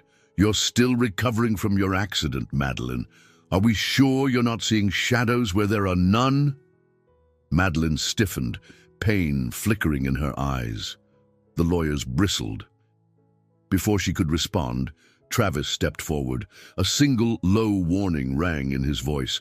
"Don't you dare undermine her injuries. She's sharper than you'll ever be." A hush fell. The directors glanced nervously between Travis and Robert. Robert's glare shifted to Travis. "Who are you to speak here?" Madeline raised a hand. "He's with me," she said evenly, quiet authority cutting through the tension. Then her voice hardened. "Don't question my mental capacity again. You wanted to see me out of the picture. Well, I'm here, fully involved, and not backing down." Robert's lips curled into a grim smile. "Fine. I see you've stacked the deck." He spread his arms in faux defeat. "If the board feels I've overstepped, then I'll willingly step aside for now. But understand, pulling these funds back abruptly could cost us millions. The consequences fall on your shoulders." Some of the directors exchanged uneasy looks, uncertain how to proceed. Madeline set her jaw. Better to lose a short-term gamble than let a potential crime go unchecked. Let the forensic audit continue. After a heavy pause, Ms. Pearson spoke again, voice wavering. "I propose a temporary suspension of Mr. Harmon's powers until the audit is complete. Mr. Callahan, do you agree?" Madeline's eyes never left Robert's. "Yes." A formal vote followed. 5-2 in favor of suspending Robert's authority pending investigation. Robert accepted it with icy composure. He gathered his papers and strode out, not bothering to glance at Madeline. As soon as the doors shut, tension cracked like a thunderclap. Some board members hurried over to offer cautious congratulations to Madeline. Others muttered about the ramifications for the company's stock. Travis approached her, heart pounding. "You did it." She let out a shaky breath, relief and worry mingling in her eyes. "For now. But I doubt he'll go quietly." He placed a comforting hand on her shoulder. "One fight at a time." Her nod was slow, the victory half-sweet. They'd scored a significant win, but beneath the surface, she sensed Robert's fury simmering, and a part of her knew that when he struck back, it would be with everything he had. By late afternoon, the aftershocks of Robert's suspension rippled through the office. Some employees cheered Madeline's decisive leadership, others worried about retribution if Robert cleared his name. Tension brewed in every hallway, fueled by whispers of scandal. Madeline huddled with Carla and the legal team in her office, finalizing the next steps for the forensic audit. Travis hovered nearby, watching Madeline's stamina wane. She'd been at it all day, reviewing documents, fielding calls from anxious shareholders, and reassuring department heads. When the lawyers finally left, Madeline slumped in her chair. Carla cleared her throat. "Mrs. Callahan, you need a break." "You haven't eaten since breakfast." Madeline opened her mouth to protest, but Travis chimed in. "She's right. Come on, let's get you home." Carla gave a small smile. "I'll finish up the last bits here. See you tomorrow, boss." With that, she exited, leaving the two of them alone. Madeline attempted to stand, but swayed, pressing a hand to her bandaged ribs. Travis steadied her, concern tightening his features. "You pushing too hard?" She inhaled sharply. "I'm fine. Just exhausted." Without further argument, he grabbed her briefcase and gently guided her out. The office fell silent as employees clocked out, each departure leaving the place emptier, more hollow. They reached the parking garage, and Travis helped her into the passenger seat of his truck. "I'll drive you to your condo," he said, climbing behind the wheel. She leaned her head against the seat, eyes closed. "You must think I'm a workaholic." He started the engine. "I think you're fighting for what's yours. But yeah, you need to pace yourself." As they navigated through early evening traffic, Madeline's phone buzzed. She glanced at the caller ID and frowned. "Unknown number," she muttered, answering on speaker. "Hello?" A tense silence, then Robert's voice crackled through. "Madeline." She stiffened. "You have no business calling me directly." His tone dripped with resentment. "You think you've won by suspending me. You're delusional. I have allies on this board, and once the dust settles, they'll see you're on a witch hunt." Madeline's jaw clenched. "If you haven't committed fraud, you've got nothing to fear." A cold laugh reverberated. "Ah, but you forget. Your plane crash made headlines. Investors are jumpy. Stock dips happen fast. One slip-up on your part, and everything you've built comes crashing down. I hope you're prepared to lose it all." Travis's grip on the wheel tightened, adrenaline spiking. "You can't threaten her like that," Robert scoffed. "And who are you, her bodyguard, the ranch hand?" Travis flashed Madeline a concerned look, but she steadied her voice. "Keep talking, Robert. Every word only incriminates you further." Silence, then a bitter sigh. "Don't say I didn't warn you. What's your step, Madeline?" The line went dead.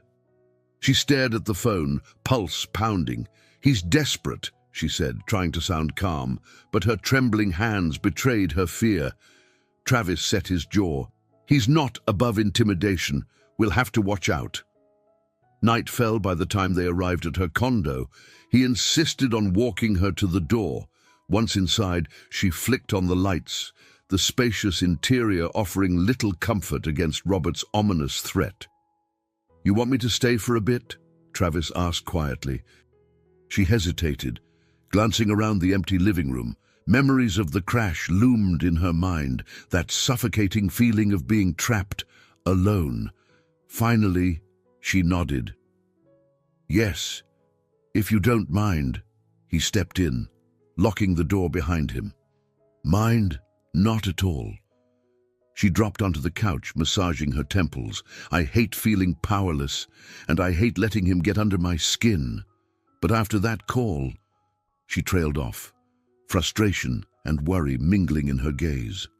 Travis sat beside her, leaving a respectful distance. He's counting on you being rattled. Don't give him that power. She exhaled a shaky breath. Easier said than done. All I can think about is the damage he could do. Leaking false stories, forging documents. He knows the system. Travis gently turned her to face him. He might know the system, but he doesn't have your grit. You survived a plane crash, remember?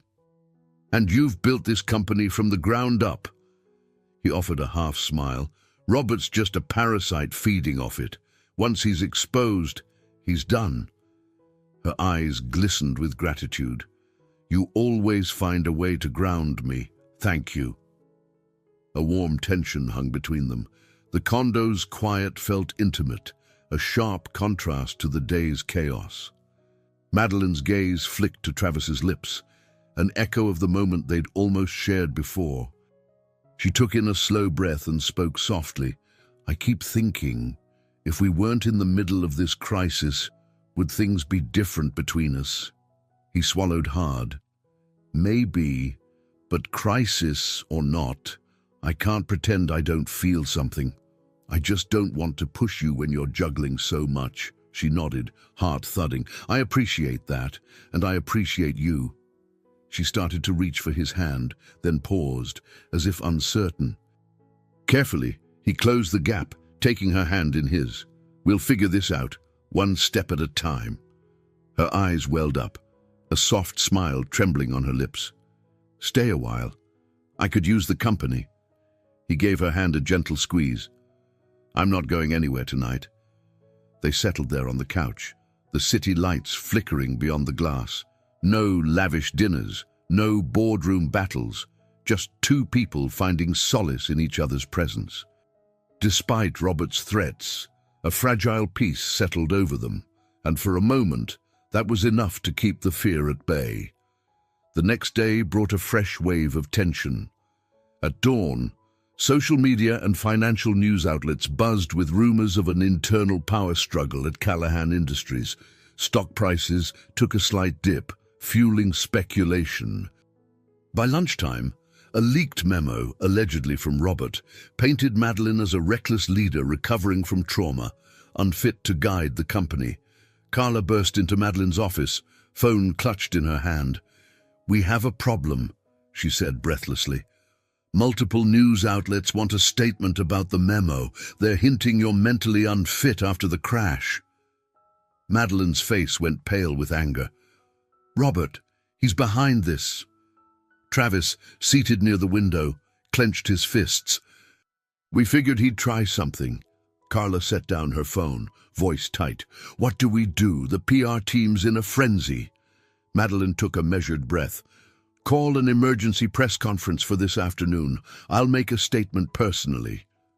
Carla's eyes widened. Are you sure that's wise?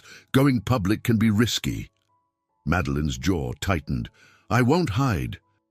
If Robert wants to question my fitness, I'll show the world I'm fully capable and in control. After Carla left to make arrangements, Madeline turned to Travis. This is exactly what Robert threatened. He wants me to stumble in front of the media. Travis nodded grimly. So don't stumble. Show them the truth. She gave a determined nod, though uncertainty flickered in her eyes. I hate public speaking. I only do it when I must. He rose, placing steady hands on her shoulders. You got this. Remember, no one's more qualified to speak about your company than you. She offered a grateful smile. Thank you. Will you stand by me? Every step. That afternoon, the company's lobby transformed into a makeshift press area. Camera crews jostled for position in front of a small podium. Clusters of employees stood behind velvet ropes, some supportive, others curious or apprehensive. Madeline appeared in a tailored suit, bandage concealed under expertly styled hair, her injuries masked by subtle makeup. Only the faint shadow beneath her eyes hinted at sleepless nights. Travis hovered behind the cameras, scanning the crowd protectively. Carla remained at Madeline's side, briefing her on last-minute questions. Reporters murmured, setting up microphones. A hush fell when Madeline stepped to the podium, the bright lights spotlighting her every move. She cleared her throat, voice steady. "Good afternoon. I'm Madeline Callahan, CEO of Callahan Industries. Recent rumors suggest I'm unable to lead effectively after surviving a plane crash. Let me be perfectly clear. I am fully committed and capable of running this company.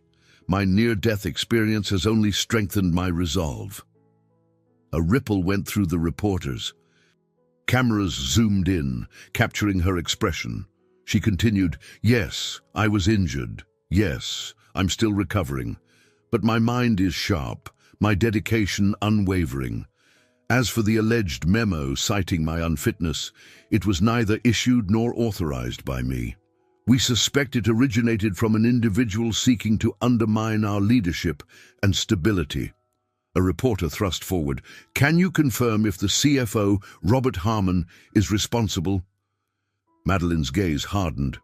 "Mr. Harmon is suspended pending a forensic audit into questionable financial dealings. I have no further comment on his involvement. I ask for patience as we finalize our internal review." Flashbulbs popped, murmurs growing. Another reporter demanded specifics on the alleged fraud. Madeline kept her composure, offering carefully measured responses. Gradually, her calm confidence seemed to settle over the crowd. Even through the glaring lights, Travis could see the respect dawning in certain faces. Just as Madeline concluded, a commotion erupted by the lobby doors. Robert himself strode in, flanked by two men in suits. He approached the podium, ignoring security's attempts to stop him. "Madeline," he called, raising his voice, "are you so desperate you'll tarnish my name to save your skin?" Gasps and camera flashes swarmed. Madeline stiffened, but didn't step down. "Robert, this is a public statement. You have no right." He cut her off, turning to the press. "She's smearing me, using the crash as a sympathy card. I've got documents that prove my innocence and her reckless mismanagement." Travis tensed, prepared to intervene. But Madeline lifted a hand, silently telling him to stay back. She faced Robert head-on. "Then present them. We have a forensic audit in progress. If your claims are valid, you have nothing to fear." His nostrils flared. "You think you're untouchable because you almost died in that plane crash. People are questioning your sanity, Madeline. They see a CEO driven by paranoia, lashing out at loyal executives." She pressed her lips together. "I'm done entertaining your theatrics. This press conference is over." Turning to the cameras, she concluded, "Thank you. No further questions." Then she stepped away from the podium, heart hammering. Robert lunged for the mic, but security blocked him. "You'll regret this," he spat, voice echoing across the marble floor. "All of you will see the truth soon enough." Travis rushed forward, placing a steady hand on Madeline's back, guiding her away as the press clamored for a final shot. Robert's words rang ominously, stoking chaos in the crowd. It took a few tense minutes for security to restore order. In the privacy of a back corridor, Madeline leaned against the wall, trembling with a mix of rage and fear. "He just proved how far he'll go to destroy me," she whispered, in front of everyone. Travis cupped her elbow gently, concern etched in his face. "Then we'll match him, blow for blow. You didn't crumble, he did." She looked up, determination sparking anew. "Right. This is my company. He can't just walk in and take it." He nodded, admiration lacing his gaze. You stood your ground today. No matter what the headlines say, you showed them your strength. She swallowed hard, letting the adrenaline subside. Now the real fight begins. That evening, Madeline sat in her condo's living room, eyes fixed on the television. News channels replayed clips of the heated press conference. The narrative spun in different ways. Some anchors criticized her emotional outburst, others lauded her courage. Across every channel, Robert's dramatic intrusion dominated the headlines. Travis emerged from the kitchen, setting a mug of herbal tea in front of her.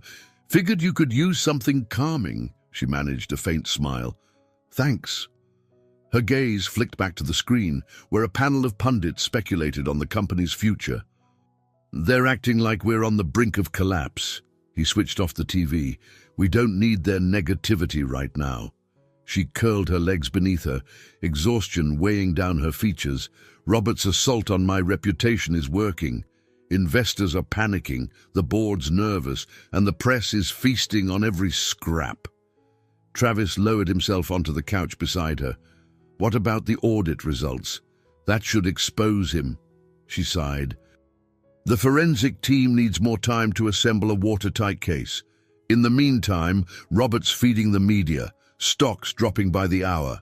Some board members might flip if they think I can't stabilize this. The unspoken fear hung heavy. If enough directors lost faith, they could push Madeline out for the good of the company. Her phone buzzed on the coffee table.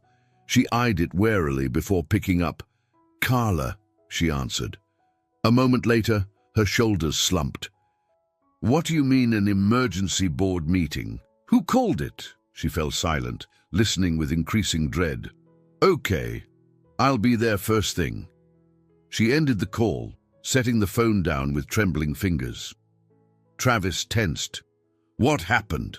Her voice cracked. Robert invoked some clause, demanding an emergency vote on my leadership. He claims I'm endangering the firm's stability and mental well-being of the employees. Her eyes flickered with dismay.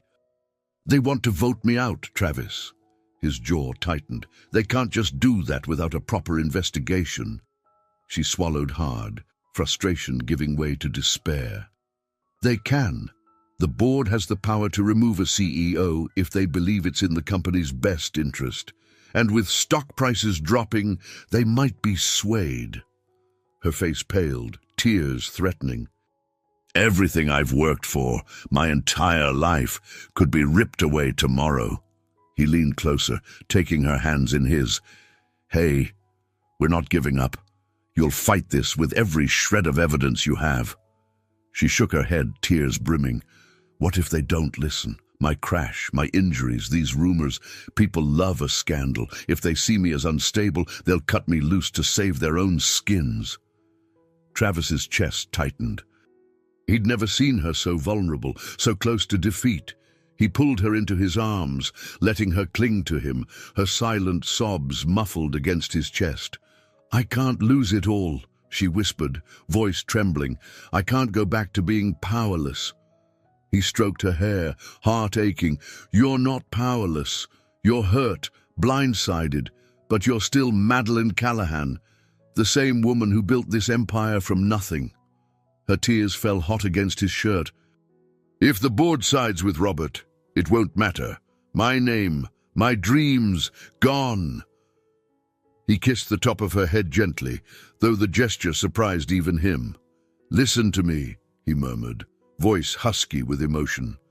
No matter what happens tomorrow, you haven't lost yourself. The company is yours. If they push you out, you'll find another way. But we're going to do everything to stop that. She steadied, drawing in a shaky breath. What if it's too late? The meltdown is happening in real time.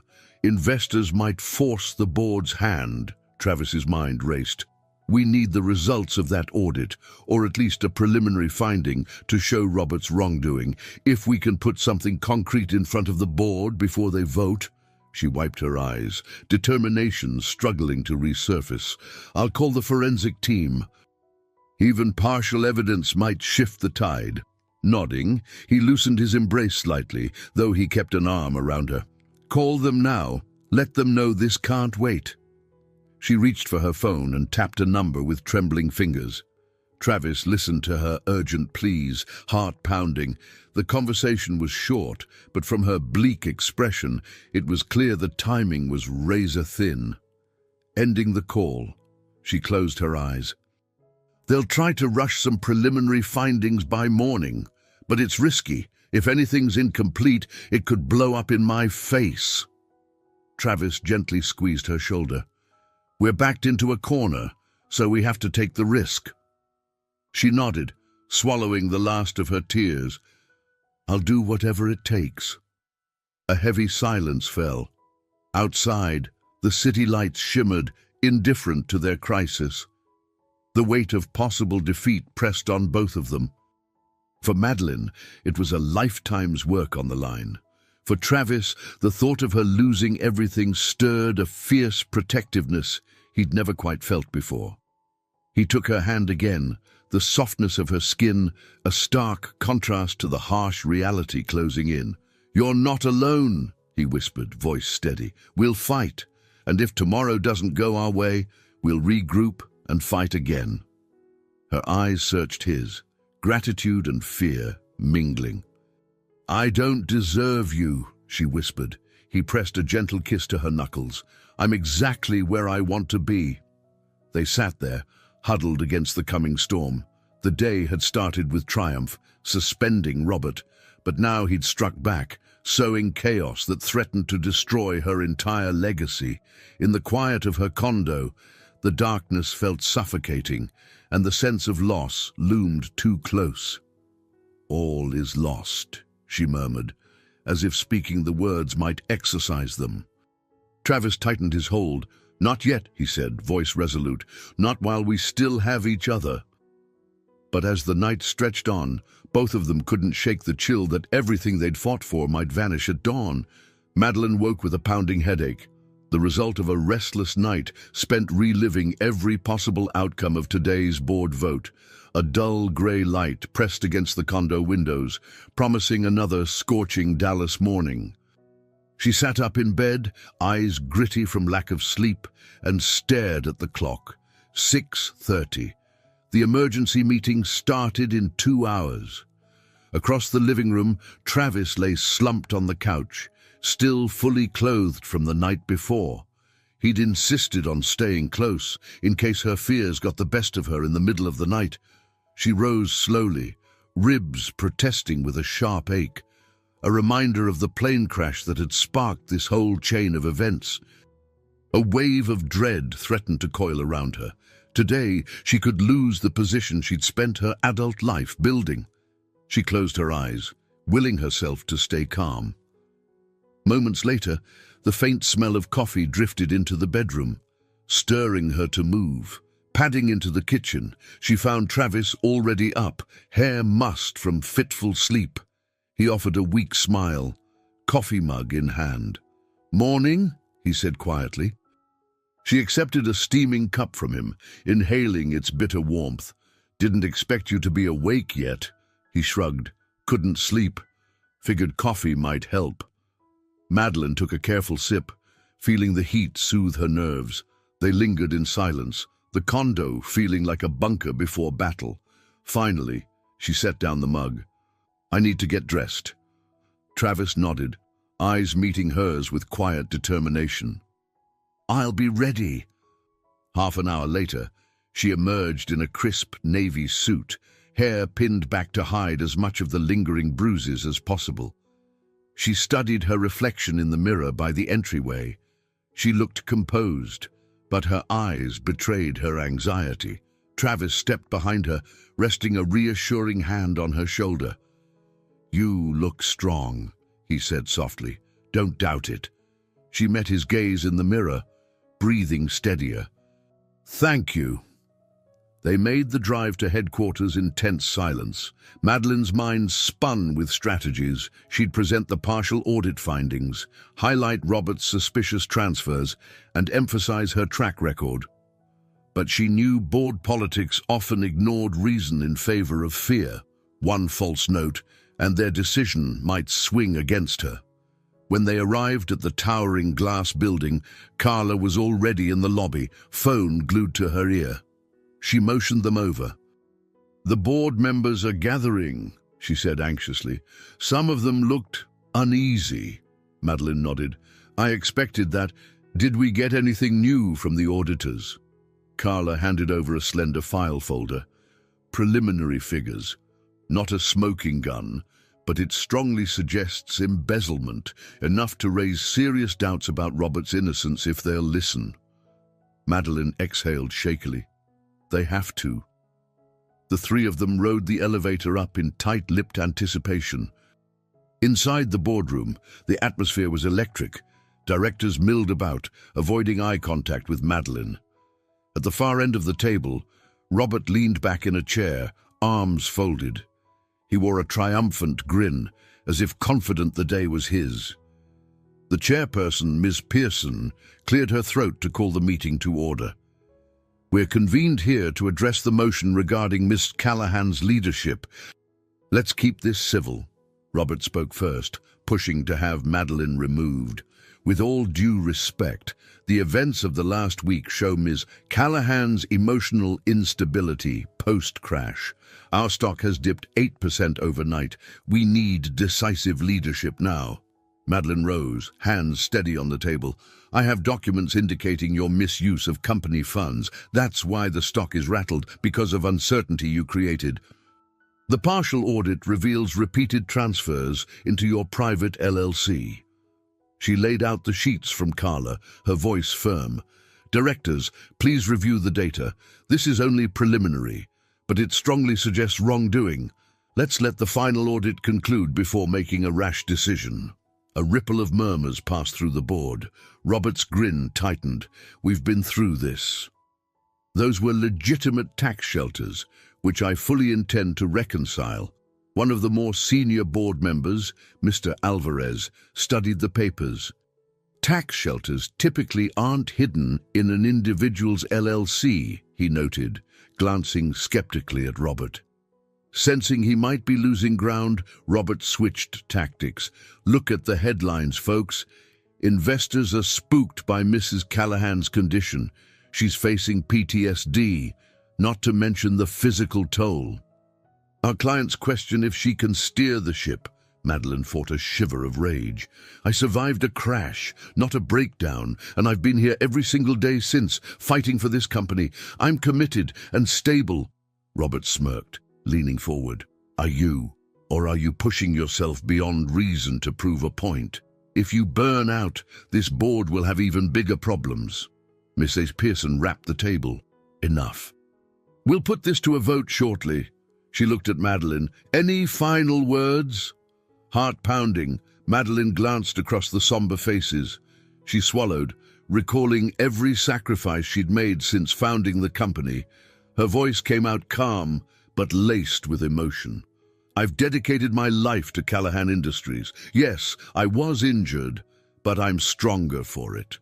My approach has always been transparent. If we give the auditors time, they'll confirm who's truly destabilizing this company. All I ask is we don't make a decision out of fear." She sat, every nerve humming. Ms. Pearson squared her shoulders. "We have two motions before us. One, to remove Ms. Callahan as CEO, citing instability and failing investor confidence. Two, to allow the audit to finish before any leadership change. Let's vote." Tension crackled. Directors exchanged glances, flipping through the papers one last time. The hush was so profound, Madeline could hear her own heartbeat. Travis, standing at the back, didn't dare breathe. Ms. Pearson began polling each member. "Mr. Alvarez," he cleared his throat, "I vote to wait for the audit. Removing Ms. Callahan now is premature."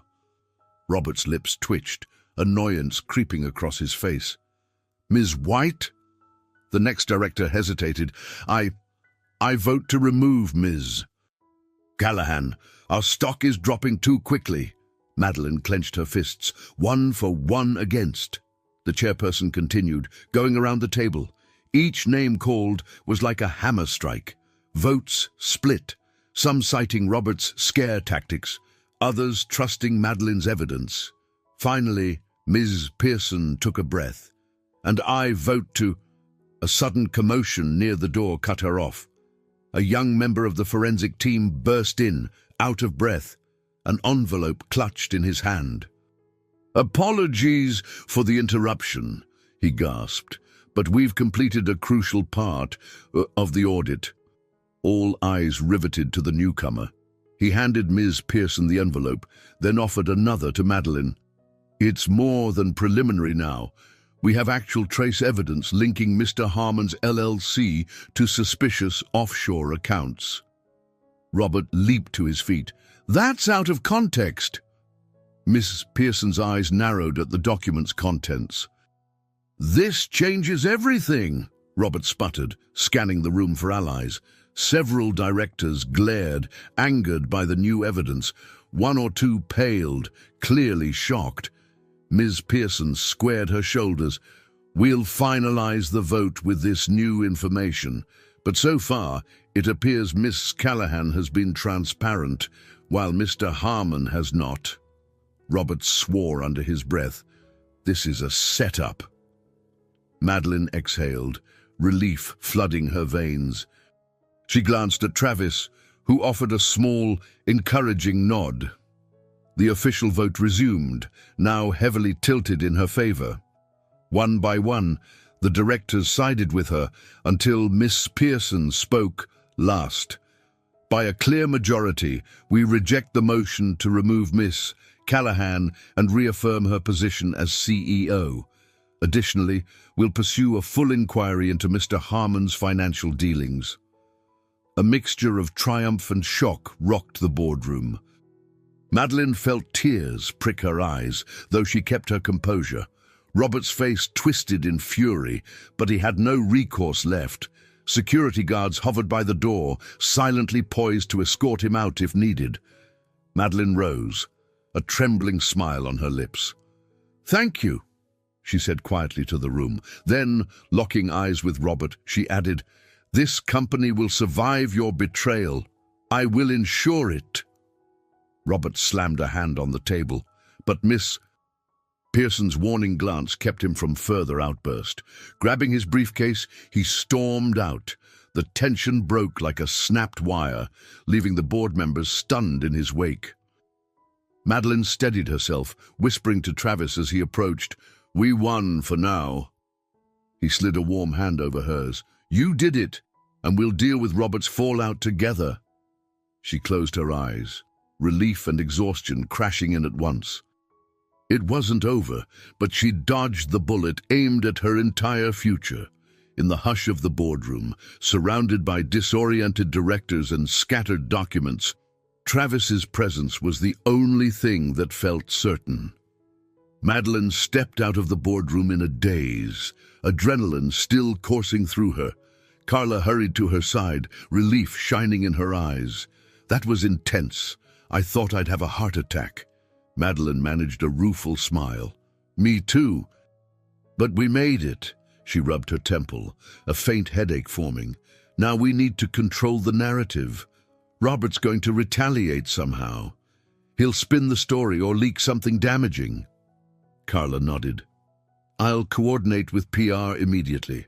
We'll emphasize the audit's findings and your vindication."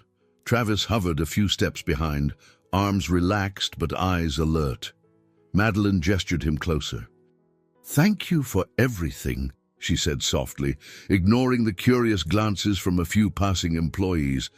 "You stood by me when things looked hopeless." He tipped his head in acknowledgement. "That's what friends do, right?" She gave him a smile that didn't quite reach her eyes. "Right, friends."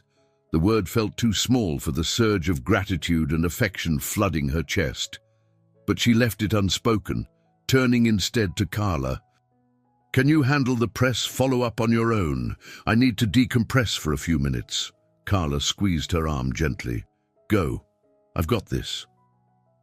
Madeline led Travis down a back corridor to her private office, the hallway quieter than usual.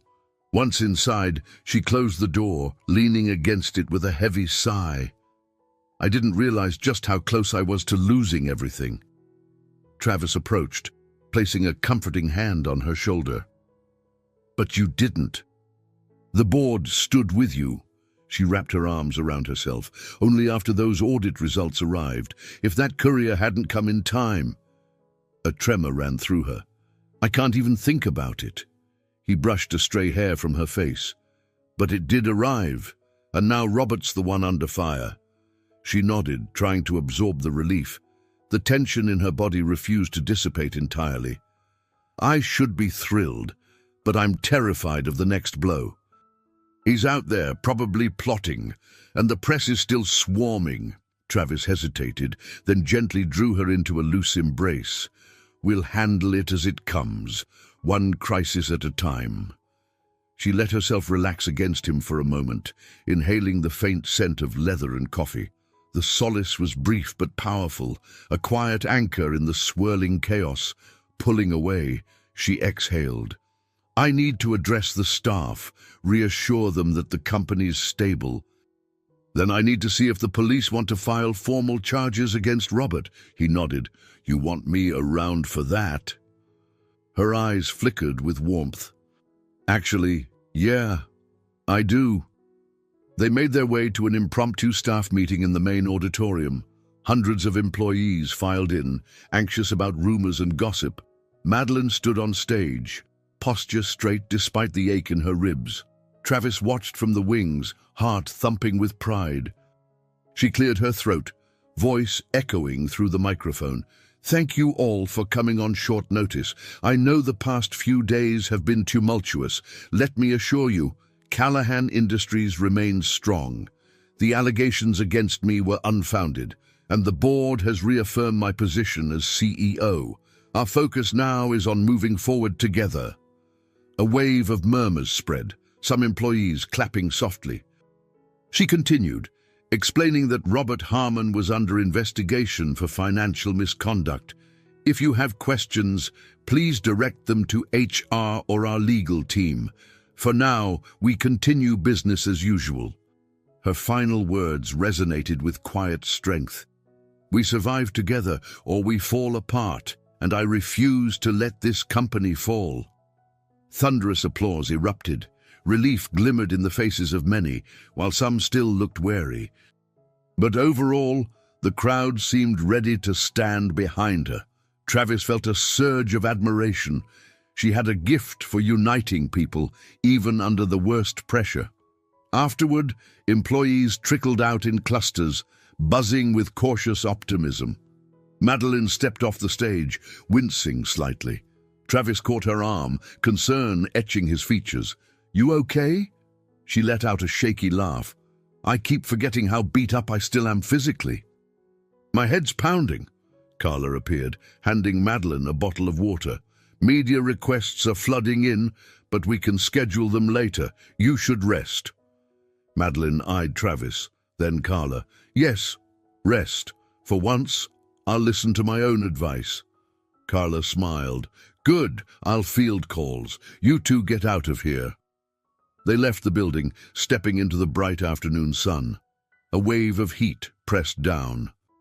Travis unlocked his truck, and Madeline gratefully climbed in, leaning her head back against the seat. The ride to her condo was quiet, the tension of the day still vibrating between them. In her building's lobby, a security guard recognized her immediately. Good afternoon, Ms. Callahan, he said with respectful concern. We've had a few reporters lingering outside, but we're keeping them away from the residence. She thanked him, heading up in the elevator with Travis. I never realized how draining it is to be front-page news.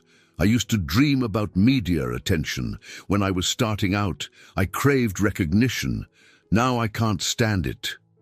He pressed a gentle hand to her back. Life changes us. Sometimes success isn't what we imagined. She nodded, eyes distant. And sometimes the cost is too high. Reaching her condo, she unlocked the door, stepping into the blessed cool of the air conditioning. A swirl of emotions churned in her mind. relief at securing her leadership, dread of Robert's next move, and a new awareness of how much Travis's presence meant to her. She hung her jacket on the back of a chair and sank onto the couch, letting out a slow exhale. Travis joined her, gaze cautious. "You want some space?" She shook her head. "No, I'd like you to stay. Maybe we can order dinner or something. I doubt I have the energy to cook." He managed a soft smile. "Of course, I'll get takeout menus. You relax." Before he stood, she caught his wrist, eyes flicking to his. "I mean it, Travis. Thank you. I couldn't have faced today alone." He placed his free hand over hers, warmth kindling behind his steady gaze. "You were never alone, Madeline." She felt the stir of emotions that had been building for days.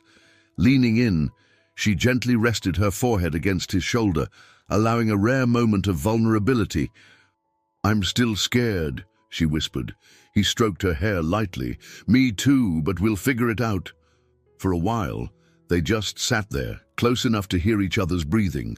Outside, the city bustled on, blissfully unaware of the private battles fought within high-rise walls. In that quiet living room, they clung to the fragile victory, hoping it would hold against the storms yet to come. Later that evening, half-eaten takeout cartons and empty glasses cluttered Madeline's coffee table. The condo lights were dim, casting a warm glow over the modern furniture. Travis sat cross-legged on the floor, arms draped over his knees, while Madeline reclined on the couch. They'd spent the past hour talking about anything but the company, childhood memories, favorite movies, the strangest foods they'd ever tasted, topics that felt safe, normal. An unspoken truce to give themselves a break from the weight of corporate battles. "So you're saying," Madeline teased, eyebrow arched, "that you once chased a wild Mustang for 8 hours straight because you thought it had gotten loose from another ranch?"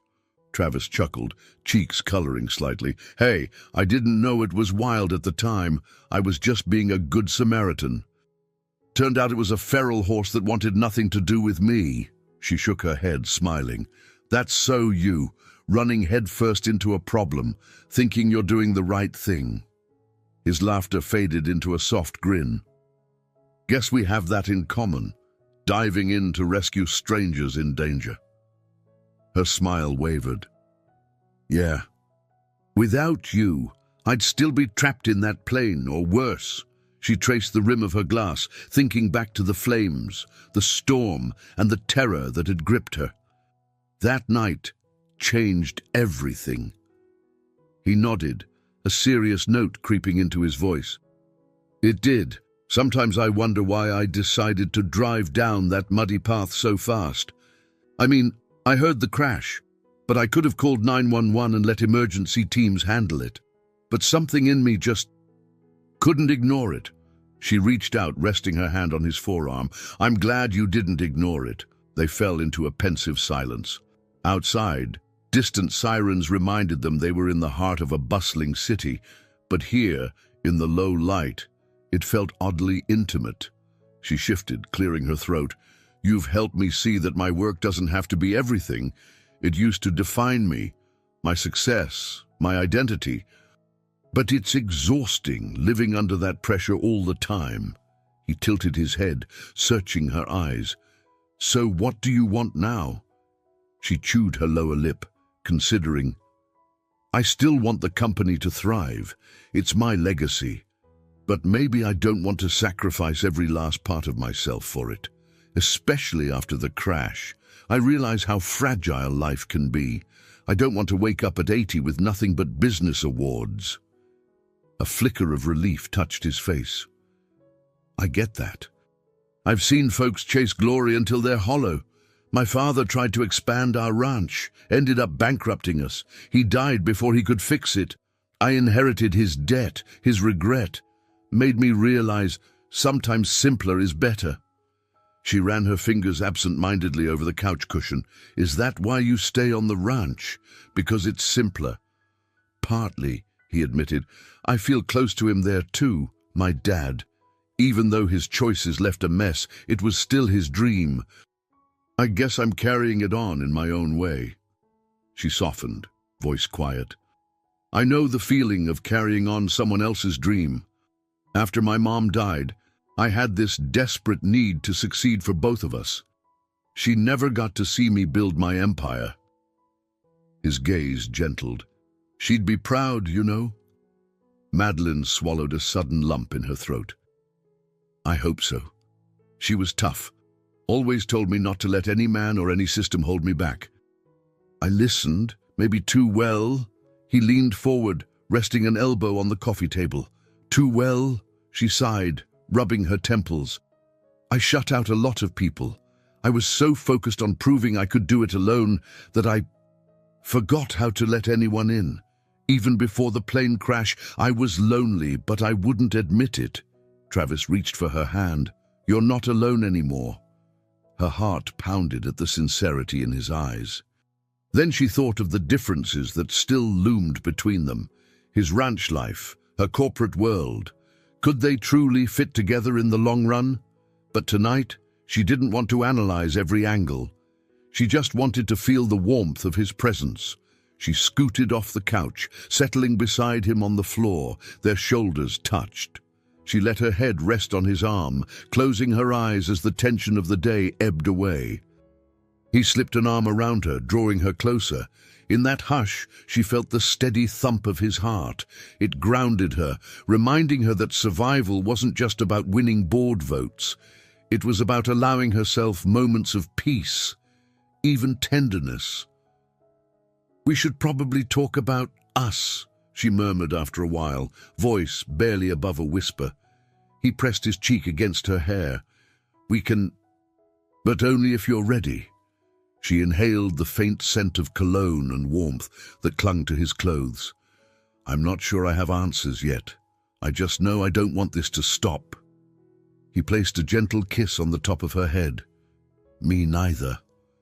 She curled into him, letting the slow hum of the city lull her.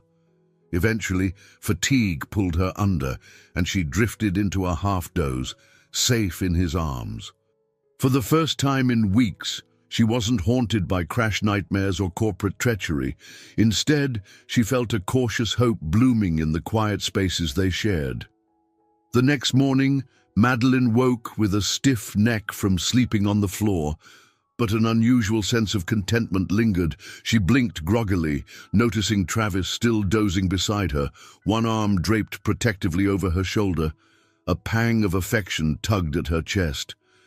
This closeness felt both comforting and unsettling, so different from her typical solitary routine.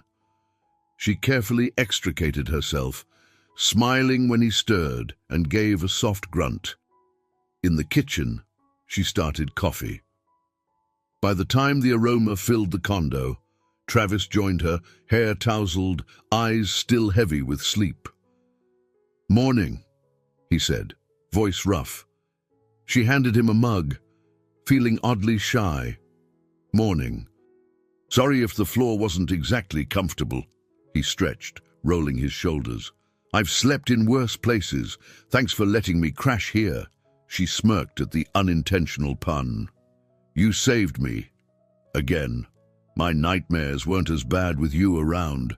Their eyes met, a charged hush passing between them. Finally, she cleared her throat. We should check in at the office. I want to see how the staff's reacting after yesterday's drama. And I need to get an update from legal on Robert's next steps. Travis nodded, sipping coffee. I'll tag along, unless you'd rather I... No, she cut in gently. I'd rather you stay. Her answer hung in the air, layered with meaning. He gave her a slow smile, warmth spreading in his gaze. Then I'll stay. They arrived at the office mid-morning, stepping into a lobby abuzz with subdued energy. Employees cast curious, friendly smiles at Madeline, relief evident in their postures. She noticed how the tension from previous days had eased. Carla greeted them outside Madeline's office with a thick folder.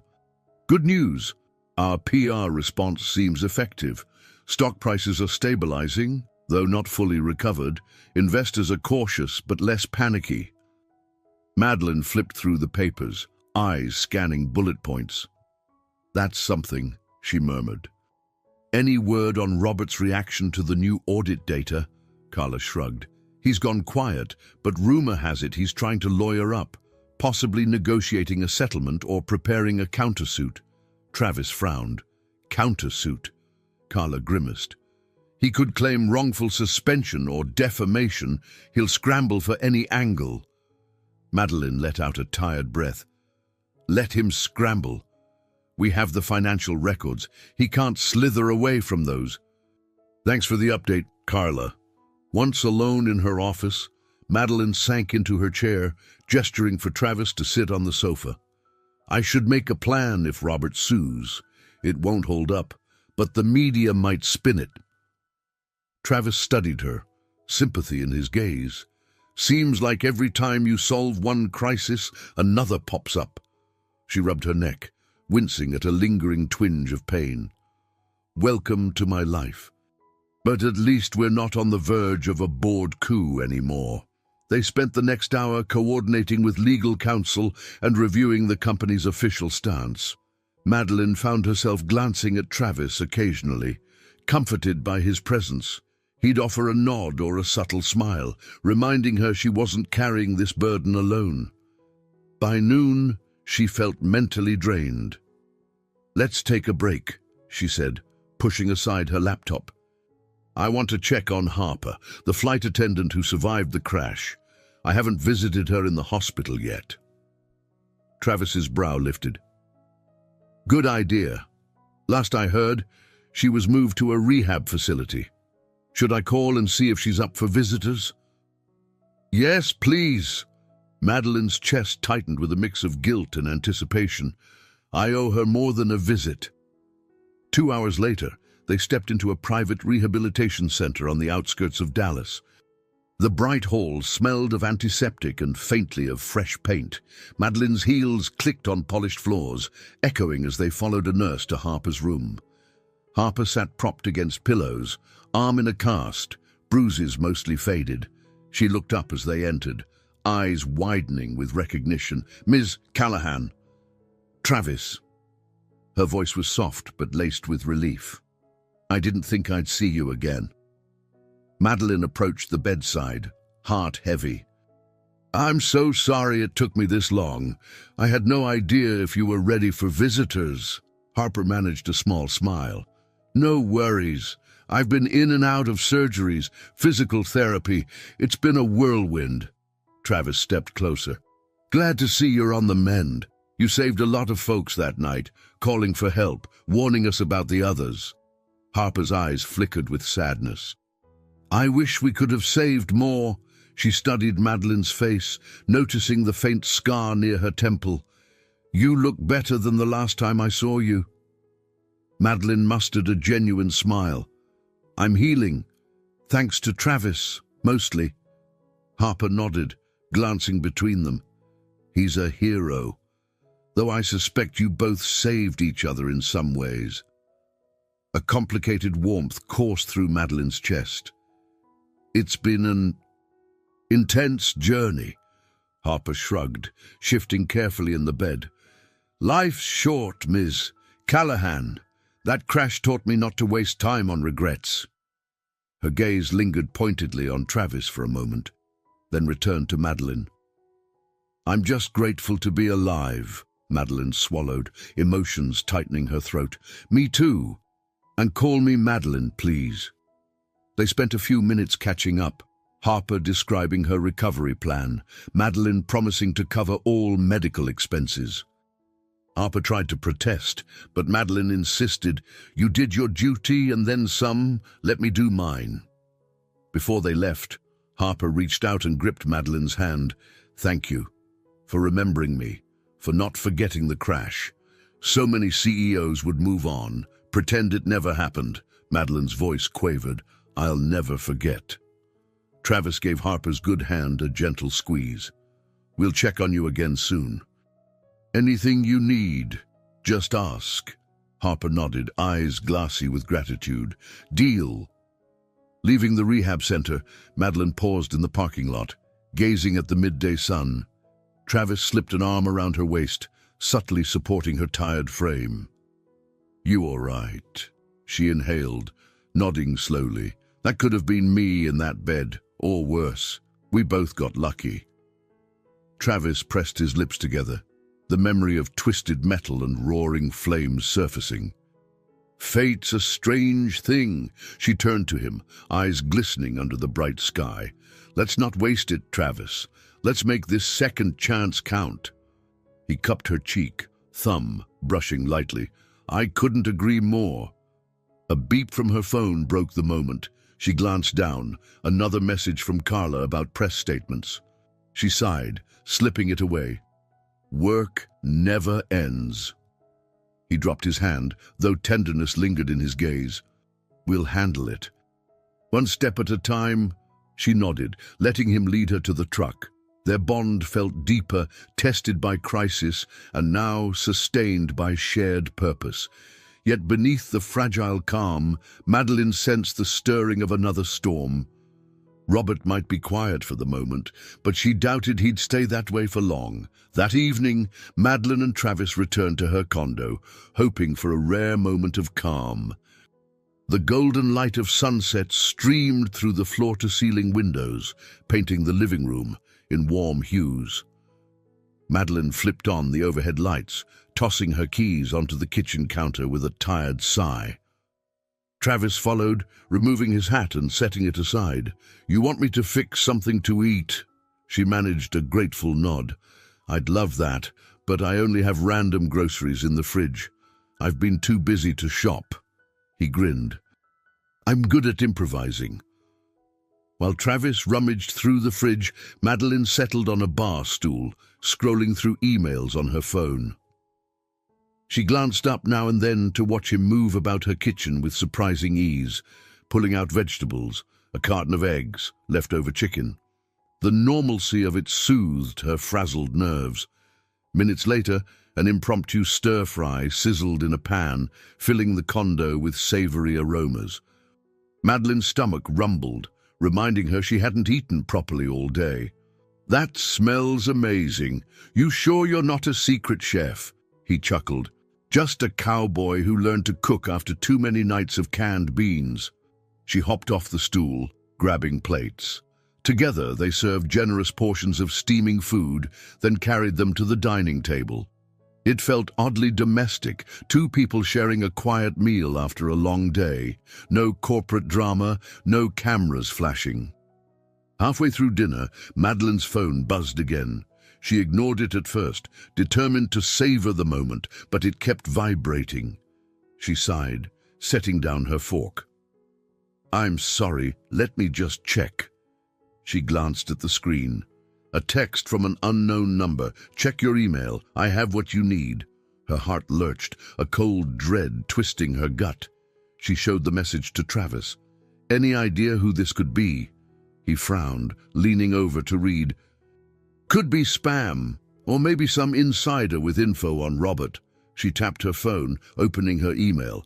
There, in bold letters, was a new message with no subject line. She clicked it. "Ms. Callahan, you don't know me, but I have details about Harmon's offshore dealings. If you want them, meet me at the abandoned warehouse on Eastfield Drive tomorrow at 9 p.m. Come alone or no deal." The message ended abruptly. Madeline stared at it, mind reeling. "This is weird." Travis set his plate aside. It could be legit, someone from Robert's circle turning on him, or it could be a trap. She gnawed her lip. "I can't dismiss it. If this person has evidence of more extensive corruption, it could seal Robert's fate, but meeting at night in an abandoned warehouse, that screams danger." He shook his head firmly. "You can't go alone." She turned off her phone, tension tightening her shoulders. The email specifically says alone. But if this is real, it could mean a permanent end to Robert's schemes. I can't ignore it. He reached out, covering her hand with his. "Let me come with you. Hide in the background or something. I don't trust this situation." She considered, mind torn. "I don't like secrets or cloak and dagger, but we might not get another chance at evidence." Travis's jaw set. "If you decide to go, I'll be there. Even if you don't want me visible, I'll be close," she exhaled, nodding slowly. "Agreed." They finished dinner in strained silence. As they cleared plates, each was lost in thought about the cryptic email. Madeline's pulse thudded with the risk. What if Robert orchestrated this to corner her away from the safety of her office? What if it was an honest whistleblower needing anonymity? Later, they settled in the living room, the city's nighttime skyline glittering through the windows. Madeline stared at the lights, drumming her fingers on the armrest. She thought of everything that had transpired: the plane crash, the near-board coup, the press ambush, Robert's threats. Now a secret meeting with an anonymous contact. "I never imagined my life would look like a spy movie," she muttered bitterly. Travis scooted closer on the couch. "Sometimes we do what we have to, but if you feel uneasy, we can find another way. We can forward this to the authorities or have our legal team check it out." She shook her head, eyes flashing with determination. "No, if this is real, I need that evidence. He's too slippery. I want to end this once and for all." A gentle silence followed. He studied her face, then placed a warm hand against her cheek. "I admire your courage. Just promise me you won't go charging in alone." Her expression softened. "I promise. You can keep an eye out from a distance. If something goes wrong—" He nodded grimly, not needing her to finish. "I'll step in." She leaned into his touch, the day's tension momentarily easing. "I hate that it's come to this, but maybe it's the final piece we need." He nodded, pulling her closer so that her head rested against his chest. She closed her eyes, letting his heartbeat steady her. Tomorrow would bring another confrontation, another risk. But if it finally put Robert behind legal bars, or at least out of her life, she was willing to take it. They remained there in the hush of the condo, exchanging the warmth of quiet understanding. Outside, car lights streaked across dark roads, and office towers glowed with after-hours vigil. Within these walls, two souls found a flicker of solace in each other's presence, poised on the edge of yet another unknown. Night fell swiftly over the abandoned industrial district. Streetlights flickered, casting eerie shadows on cracked pavement. Madeline parked 2 blocks away from the designated warehouse on Eastfield Drive, her heart thundering in her chest. In the passenger seat, Travis gripped his phone in one hand, scanning the dim surroundings for any sign of trouble.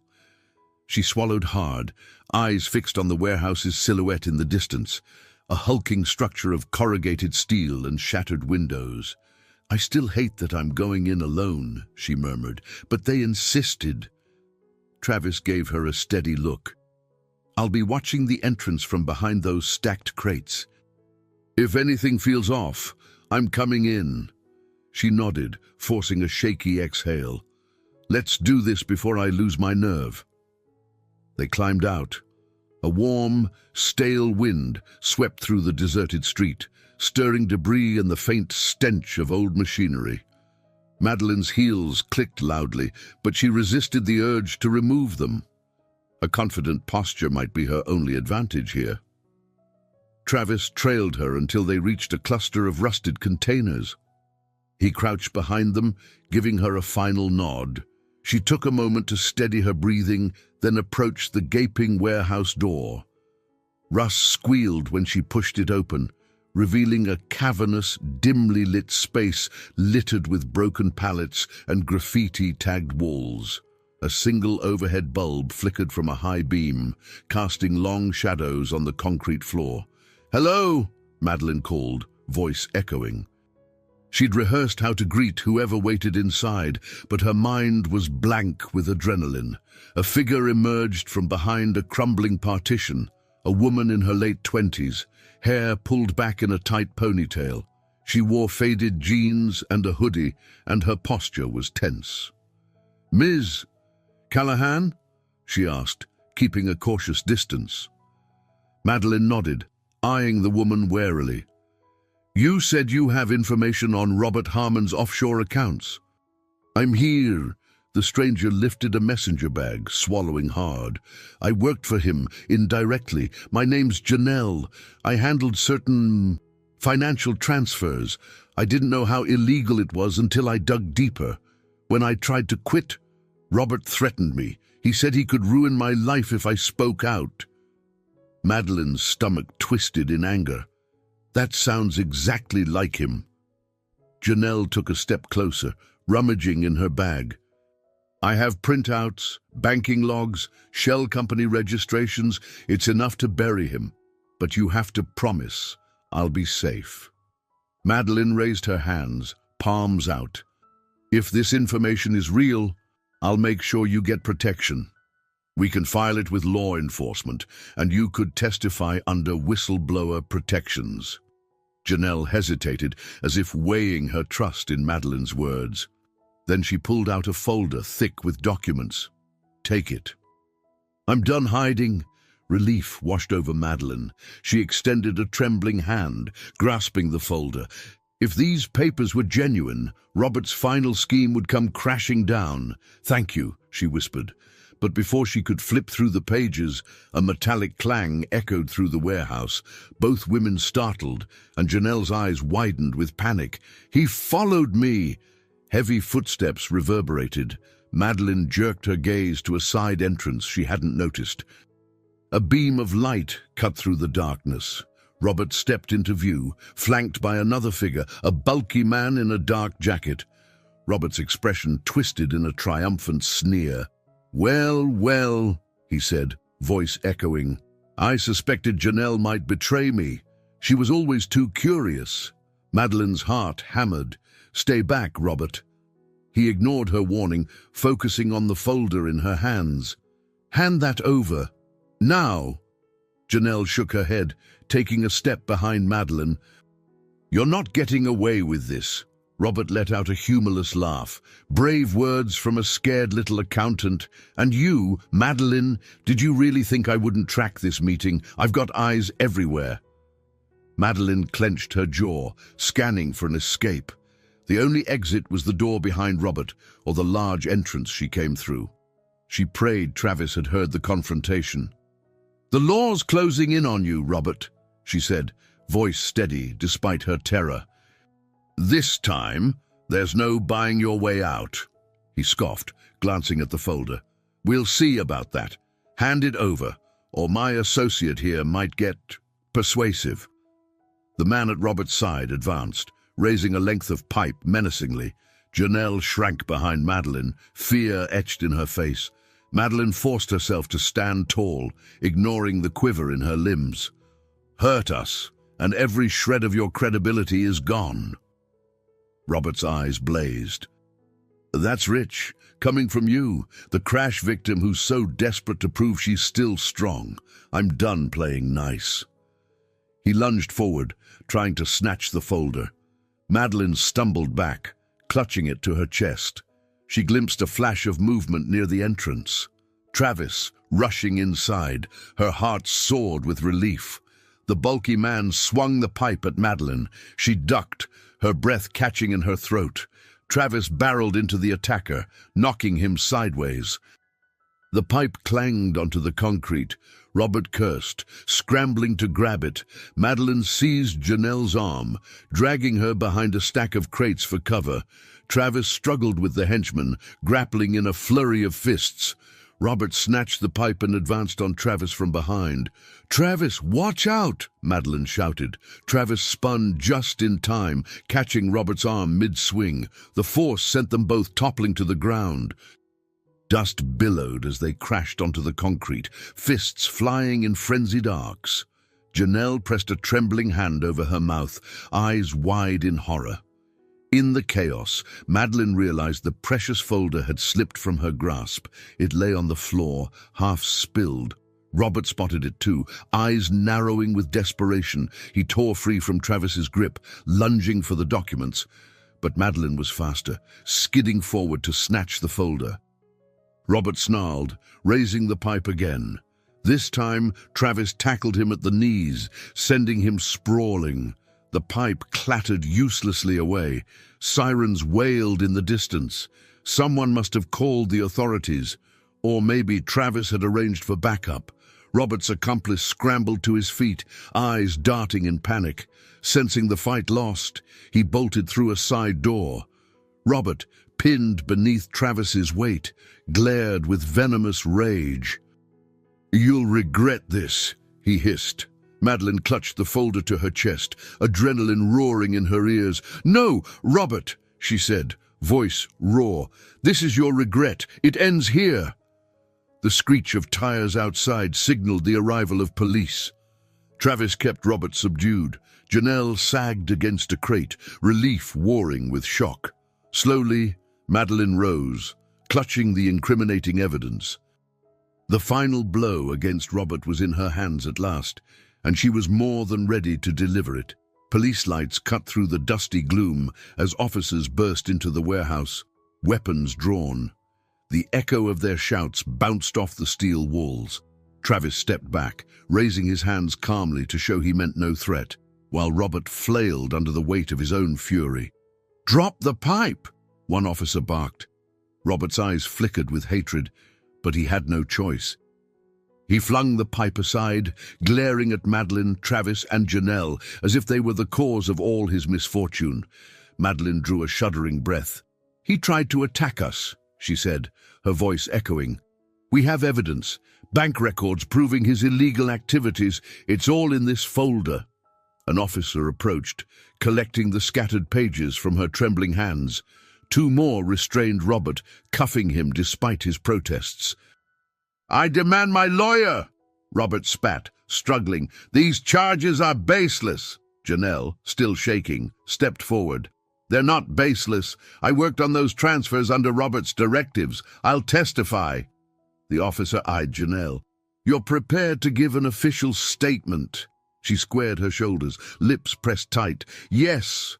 As the police led Robert away, he hurled one last threat over his shoulder. "Enjoy your hollow victory, Madeline. The board will learn you're just a broken woman clinging to power." Madeline felt a cold shiver run through her, but Travis placed a hand on her back, steady and reassuring. Robert disappeared through the warehouse doors, the swirl of red and blue lights casting flickering shadows across the floor. Outside, they heard the scuffle of more officers intercepting Robert's accomplice who had tried to flee. An older detective stepped over, tipping his hat in greeting. "Detective Morgan, DPD. We got an anonymous tip about a disturbance here. Looks like we arrived just in time." Travis exhaled. "Appreciate it, Detective. This man's threatened Miss Callahan before. He's a suspended CFO under investigation for embezzlement." Morgan scanned the folder's contents, nodding grimly. "We'll keep this secure as evidence. Miss Callahan, we'll need your statement too." Madeline nodded. "Of course, whatever you need." Her mind whirled. The tension of the last few minutes, Robert swinging that pipe, Travis tackling him, still buzzed like static in her veins. She stole a glance at Janelle, whose eyes brimmed with relief now that it was over.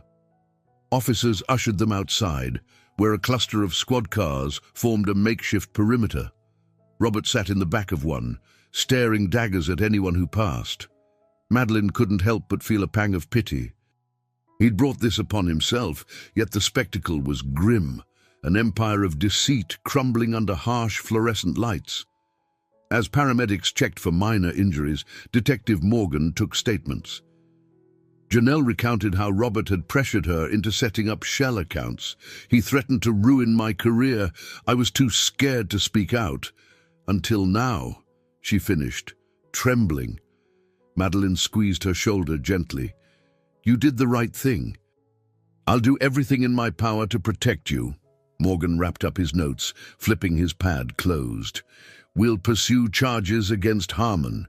With these records and your testimonies, he'll have a hard time wriggling free. Ms. Callahan, your company's legal counsel can coordinate with us. I recommend you file a restraining order as well." Madeline nodded, relief finally seeping in. "Thank you, Detective."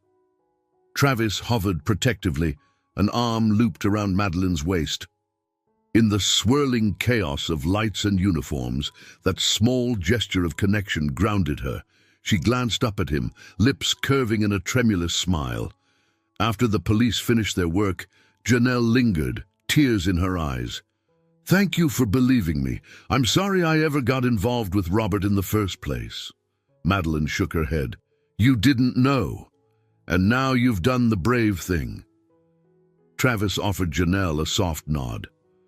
"If you need anything, legal help, a place to stay safe, let us know. We'll figure it out." Janelle's gratitude shone plainly in her expression. "I will. Thank you." They parted ways, leaving the waning police presence behind. The once menacing warehouse now felt oddly vacant, its darkness stripped of mystery and replaced with the harsh truth of Robert's downfall. The air smelled of dust and engine fumes, a far cry from the quiet farmland Travis was used to. Madeline turned to him, voice trembling with exhaustion. "I can't believe it's over, or at least starting to be. He's been the shadow looming over my entire life these past weeks." Travis brushed a smudge of grime from her cheek. "You stood your ground. No one can question your strength now." She glanced down at the scuff marks on her heels and the torn edge of her blazer. A rueful laugh escaped her lips. "I might need new clothes after tonight." Travis's grin was small but genuine. "You'll wear 'em with the same resolve." She swayed slightly, adrenaline crashing. Travis steadied her, pressing a hand to her shoulder. "Let's get you home." She nodded, blinking tears of relief. "I just want to be away from all this." Hand in hand, they walked to Travis's truck, leaving the swirl of police lights behind. A flicker of dawn glimmered on the horizon, an echo of the day to come. As he helped her into the passenger seat, Madeline felt the weight on her chest begin to lift. Robert was in custody. The documents were safe. The crisis that had threatened to destroy her might finally be at an end. Yet beneath the relief, a different tension coiled in her heart, one that drew her inexorably toward the man who had saved her not once, but time and again. Tonight, she'd faced the worst of her fears, and in that battle's wake, she saw clearly what mattered most. And she wasn't prepared to let it slip away. The morning sun lit the edges of Madeline's condo, revealing dust motes dancing in the beams. She lay curled on her couch, wearing an old t-shirt she'd found in a drawer, anything comfortable enough for the aftermath of last night's confrontation. Travis stood in the kitchen, blending fruit for a quick smoothie. The whir of the blender was oddly soothing, a domestic hum that dispelled lingering nightmares. Her phone buzzed on the coffee table. She eyed it warily, expecting calls from lawyers or reporters. Instead, Carla's name flashed across the screen. Madeline answered, voice still husky from lack of sleep. "Hey!" Carla's words tumbled out in a rush. "Oh, thank God you're okay. I heard about the arrest. Is it true Robert tried to attack you?" Madeline rubbed her eyes. "Yeah, it got ugly. But the police have him now. How's everything at the office?" "Controlled chaos, but stable," Carla replied. "The board is relieved Robert's in custody. We've scheduled a press briefing to confirm your exoneration and the charges against him." Madeline exhaled, tension easing. "All right. I'll come in later today. I need to finalize statements with legal." "Absolutely. And, Madeline—" "I'm glad you're all right," Carla said softly before hanging up. She set the phone down, looking up to find Travis approaching with 2 smoothies. The sweet scent of strawberries and bananas filled the air. "For the CEO who took down a corrupt CFO," he said, handing her a glass. "And for the cowboy who tackled a would-be attacker." She laughed softly, though the memory made her stomach clench. "Thank you," she murmured, taking a cautious sip. He settled beside her. "Carla okay?" Madeline nodded. "She's handling the corporate side like a champ. Wants me in later to make a public statement." He ran a hand through his hair, gaze gentle. How do you feel about that?" She gave a half shrug. "I'm relieved Robert's finally exposed, but I'm tired. So much has happened since the crash. It's like I've been running on adrenaline non-stop." Travis set his smoothie on the coffee table, shifting closer. "Then maybe we take a day off. You can let Carla do the heavy lifting for once." Her lips curved into a wry smile. "Easier said than done, but maybe I'll only go in for the press statement, then come back here." She hesitated, her eyes lingering on his. "Will you stay?" He brushed a thumb over her hand. "I told you before, I'm not going anywhere unless you tell me to." A flicker of vulnerability crossed her face. "I don't want you to go. Not now. Not ever." He swallowed, emotion tightening his throat. "Madeline, are you sure? Our lives are so different." She took a trembling breath, recalling the endless glass and steel boardrooms and the quiet sprawl of his ranch. "They are. But in the last few weeks, I've learned that differences don't matter if the connection is real. You saved my life, yes, but you also showed me that I could let someone in without losing myself." Travis exhaled, eyes bright with feeling. "You taught me that sometimes it's worth risking heartbreak again. I've been so closed off since, well, forever. But you got under my skin in the best way." A warm hush settled between them. She reached up, brushing her fingertips across the stubble on his chin. "So, we figure it out as we go." He leaned in, pressing his forehead gently to hers. "I'm on board with that plan." She tilted her head, heart fluttering. This time there was no phone call, no crisis to interrupt them. Their lips met in a soft, tentative kiss, one that spoke of gratitude, hope, and something deeper that neither could fully name. A tiny, startled thrill coursed through Madeline, a sense of belonging she rarely felt in her high-powered world. When they finally pulled back, she let out a shaky laugh. "That was worth waiting for." Travis's eyes shone, a boyish grin curving his lips. "Absolutely." They savored the moment, the condo's quiet hum enveloping them. Then reality nudged its way back in. Madeline reached for her smoothie, clearing her throat. "All right, next steps.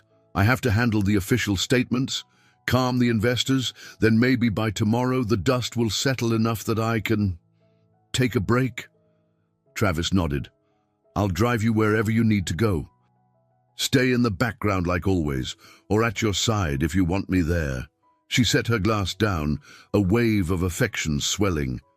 "I want you there, but the board might raise eyebrows." He shrugged. "Let them. You're the boss, and you've got nothing to hide now." She met his gaze, heart brimming with gratitude. "Thank you for seeing me beyond all this chaos." He shook his head, voice low. "You're impossible not to see, Madeline." With that, they rose to prepare for the day.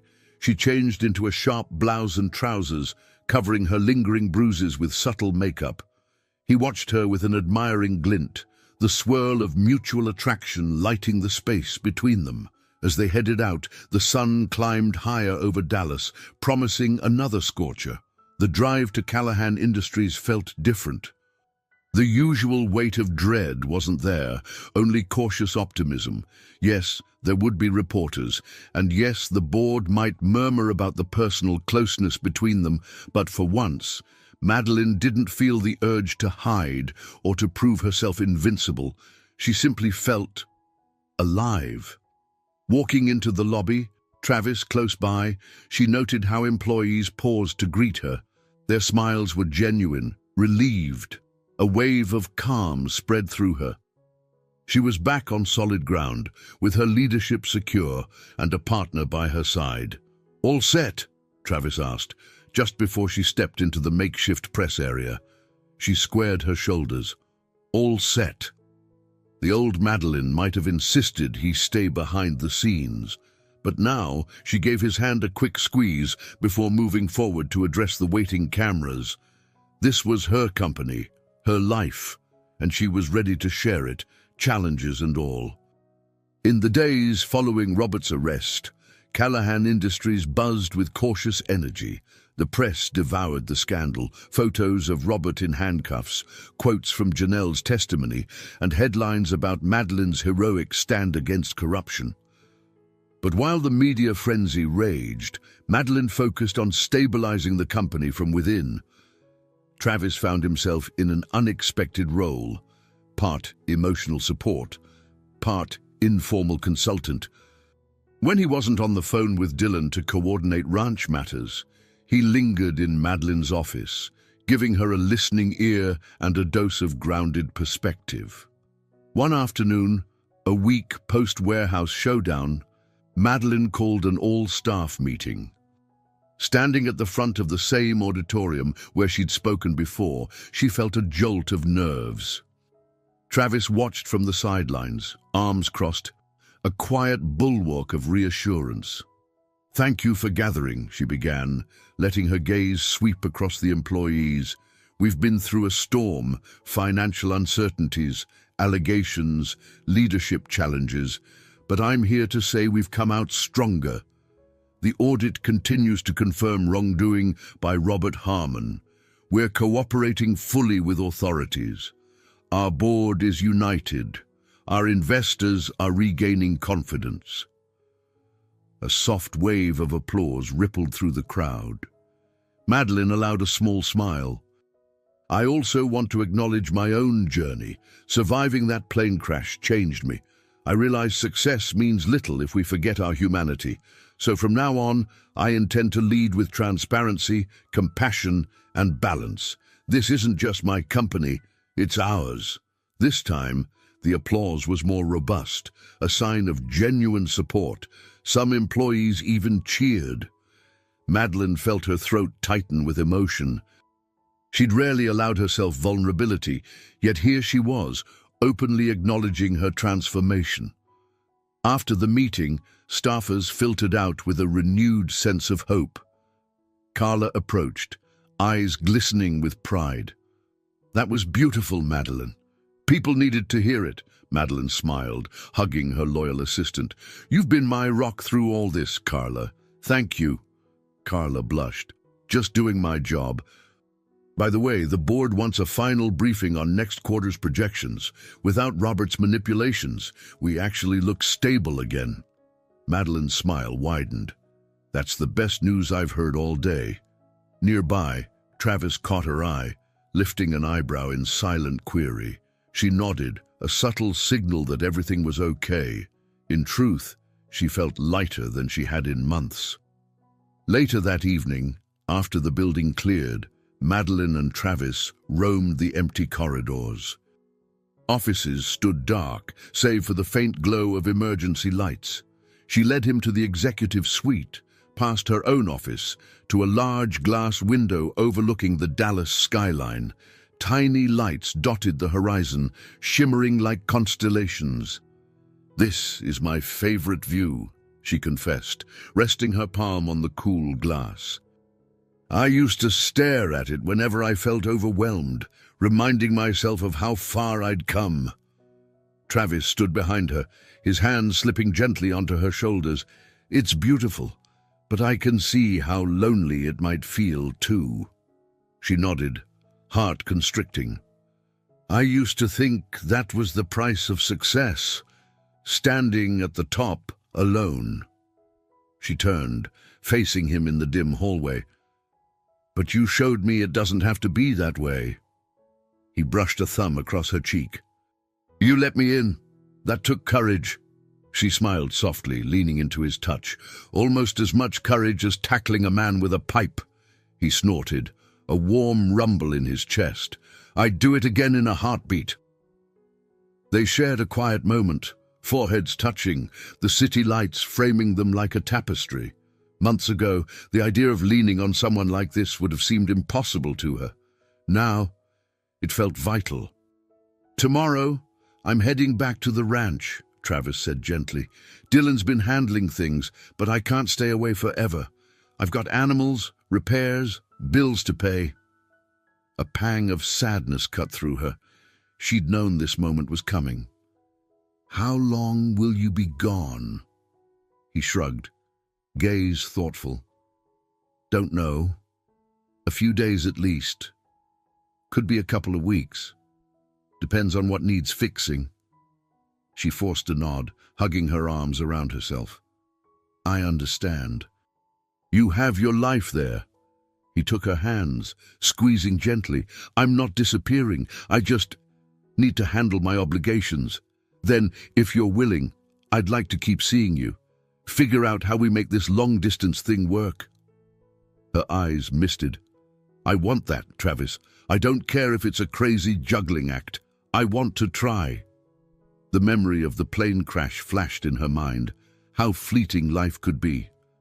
We've come too far to just part ways now, he exhaled, relief and tenderness shining in his smile. Good, because I can't picture going back to the ranch as if nothing happened between us. She brushed a soft kiss over his knuckles. Nothing won't cut it. We survived a plane crash, corporate betrayals, and a midnight warehouse brawl together. We can handle a little distance. His laugh was low and affectionate. You're right. We've proven we're a force to be reckoned with. They stood there in the hush, forging unspoken promises. The city lights glowed behind them, silent witnesses to a love that had taken root in the midst of chaos. Eventually, they parted, hand in hand, walking back through the dark hallways, hearts full of a tentative but determined hope. Tomorrow, he'd leave for the ranch. She'd wake up to an empty condo, face a board meeting, handle 1,000 details. But tonight, she clung to the warmth of his presence, grateful for a second chance at both life and love. The next chapter was uncertain, but for the first time in years, uncertainty didn't terrify her. She was ready to step forward, eyes open, heart open, no longer alone. A crisp dawn stretched over wide-open fields as Madeline's rental car bumped down a dusty road, trailing a small cloud behind. She'd finished another grueling round of investor calls in Dallas and found herself craving the simplicity of Travis's world. A text message from him the previous night, "I miss you. Come see me," was all the invitation she needed. At the end of the rutted path, she found the ranch, a sprawling expanse of worn fences, rolling hills, and an old barn that showed its age with pride. Madeline stepped out, smoothing her blouse, heart thrumming with anticipation. The air smelled of hay and the faint tang of manure, an earthy honesty that made her smile. Travis emerged from the barn, dusty jeans and boots, a broad grin lighting his face. He waved, crossing the yard in easy strides. Her pulse jumped. She realized just how much she'd missed him, even after only a couple of weeks apart. "Thought you might have gotten lost," he teased, wiping sweat from his brow. She laughed, stepping closer. "A city girl on a ranch road. It's a wonder I made it here at all." He leaned in, kissing her gently. The warmth of his lips melted the miles between their worlds. She breathed him in, the smell of leather and horses. "Hey!" she whispered, heart fluttering. "Hey!" he murmured back. "Welcome back!" They strolled together past a paddock where a few horses grazed. Travis pointed out Cheyenne, his favorite mare, who snorted as if suspicious of this new visitor. Madeline held out her hand, letting the horse sniff. "She's beautiful," Madeline said softly, stroking the mare's neck. Travis's voice held a note of pride. "She's got spirit. Kind of reminds me of you." Madeline chuckled, warmth filling her chest. The moment felt so far removed from boardrooms and press statements. Here, the biggest concern was feeding livestock and watching the weather. She wondered if she could ever truly blend these two worlds. She turned to Travis, studying his rugged features. "How have things been? The ranch looks alive." He nodded, gaze sweeping the fields. "Thanks to Dylan's help, we got the fence repairs done. I've been mending old equipment, making headway on the finances too." He glanced at her. "Feels good to handle my responsibilities in person." A pang of guilt tugged at her. "I'm sorry if I pulled you away from all this for so long." He shook his head, sliding an arm around her waist. You didn't pull me away. I chose to stay, and I'd do it again. They walked toward the house, a modest, single-story structure with peeling paint, yet radiating a sense of home. The porch creaked underfoot. Inside, the living room was cozy, scattered with books on ranching and a couple of horse show trophies perched on a shelf. Coffee? Travis offered. It's not gourmet, but it's fresh, she smiled, taking a seat on an old couch. I'd love some. While he busied himself in the kitchen, Madeline let her gaze roam the living room. It was the polar opposite of her minimalist condo. Photographs adorned the walls, a younger Travis with a broad smile, posing beside an older man, likely his father. Another showed Travis at a rodeo, gripping a lasso. She felt a tug of affection for the life he'd built, the history etched into every corner. He returned with 2 steaming mugs. Here you go. She sipped, the coffee strong and unembellished, just like him. Perfect. Her eyes drifted to a dust-flecked window that overlooked the barn. So, how long can you keep living 2 lives, bouncing between my world and yours? He settled beside her, shoulder brushing hers. That's what we gotta figure out. I'm not giving up the ranch. It's my home, my family's legacy. But I also don't want to be a stranger in your life. She set down the mug, turning to face him. And I can't just walk away from Callahan Industries. Not yet. I've worked too hard to let it go, especially now that I'm rebuilding it with a healthier culture. He nodded, seriousness settling in. So, do we do a long-distance thing for a while? You come here some weekends. I come to Dallas when I can. She took a breath, weighing the possibility. It won't be easy, but we've already overcome bigger hurdles. A small laugh escaped him. True. A few hours of driving feels minor compared to plane crashes and shady CFOs. She relaxed against him, resting her head on his shoulder. We'll take it slow, let it evolve. He pressed a soft kiss to her temple. That works for me. They sat in companionable silence, the hum of farmland a soothing backdrop.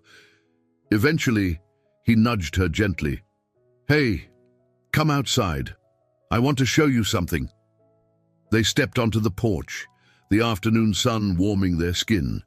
He led her around the side of the house, revealing a small flower bed he'd recently cultivated. Wildflowers, mostly, with bright pops of color scattered in neat rows.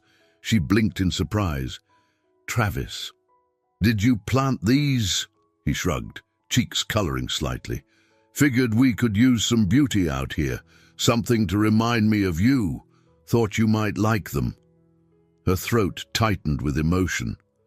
They're perfect, she whispered, fingertips grazing a delicate purple bloom. I never imagined you as a gardener. He laughed softly. I'm not, but I can learn. She gazed at him, heart full. In that moment, the future stretched before them, uncertain but brimming with possibilities. The city still called to her, and the ranch was in his blood, but they stood hand in hand, determined to make it work. A gentle breeze rustled the flowers. She turned, letting the warmth of the sun and Travis's presence wrap around her. His eyes sparkled with that earnest sincerity she'd come to treasure. Slowly, she rose on tiptoe, pressing her lips to his in a kiss that felt like both a promise and a beginning. A distant hawk cried overhead, sweeping across the endless sky.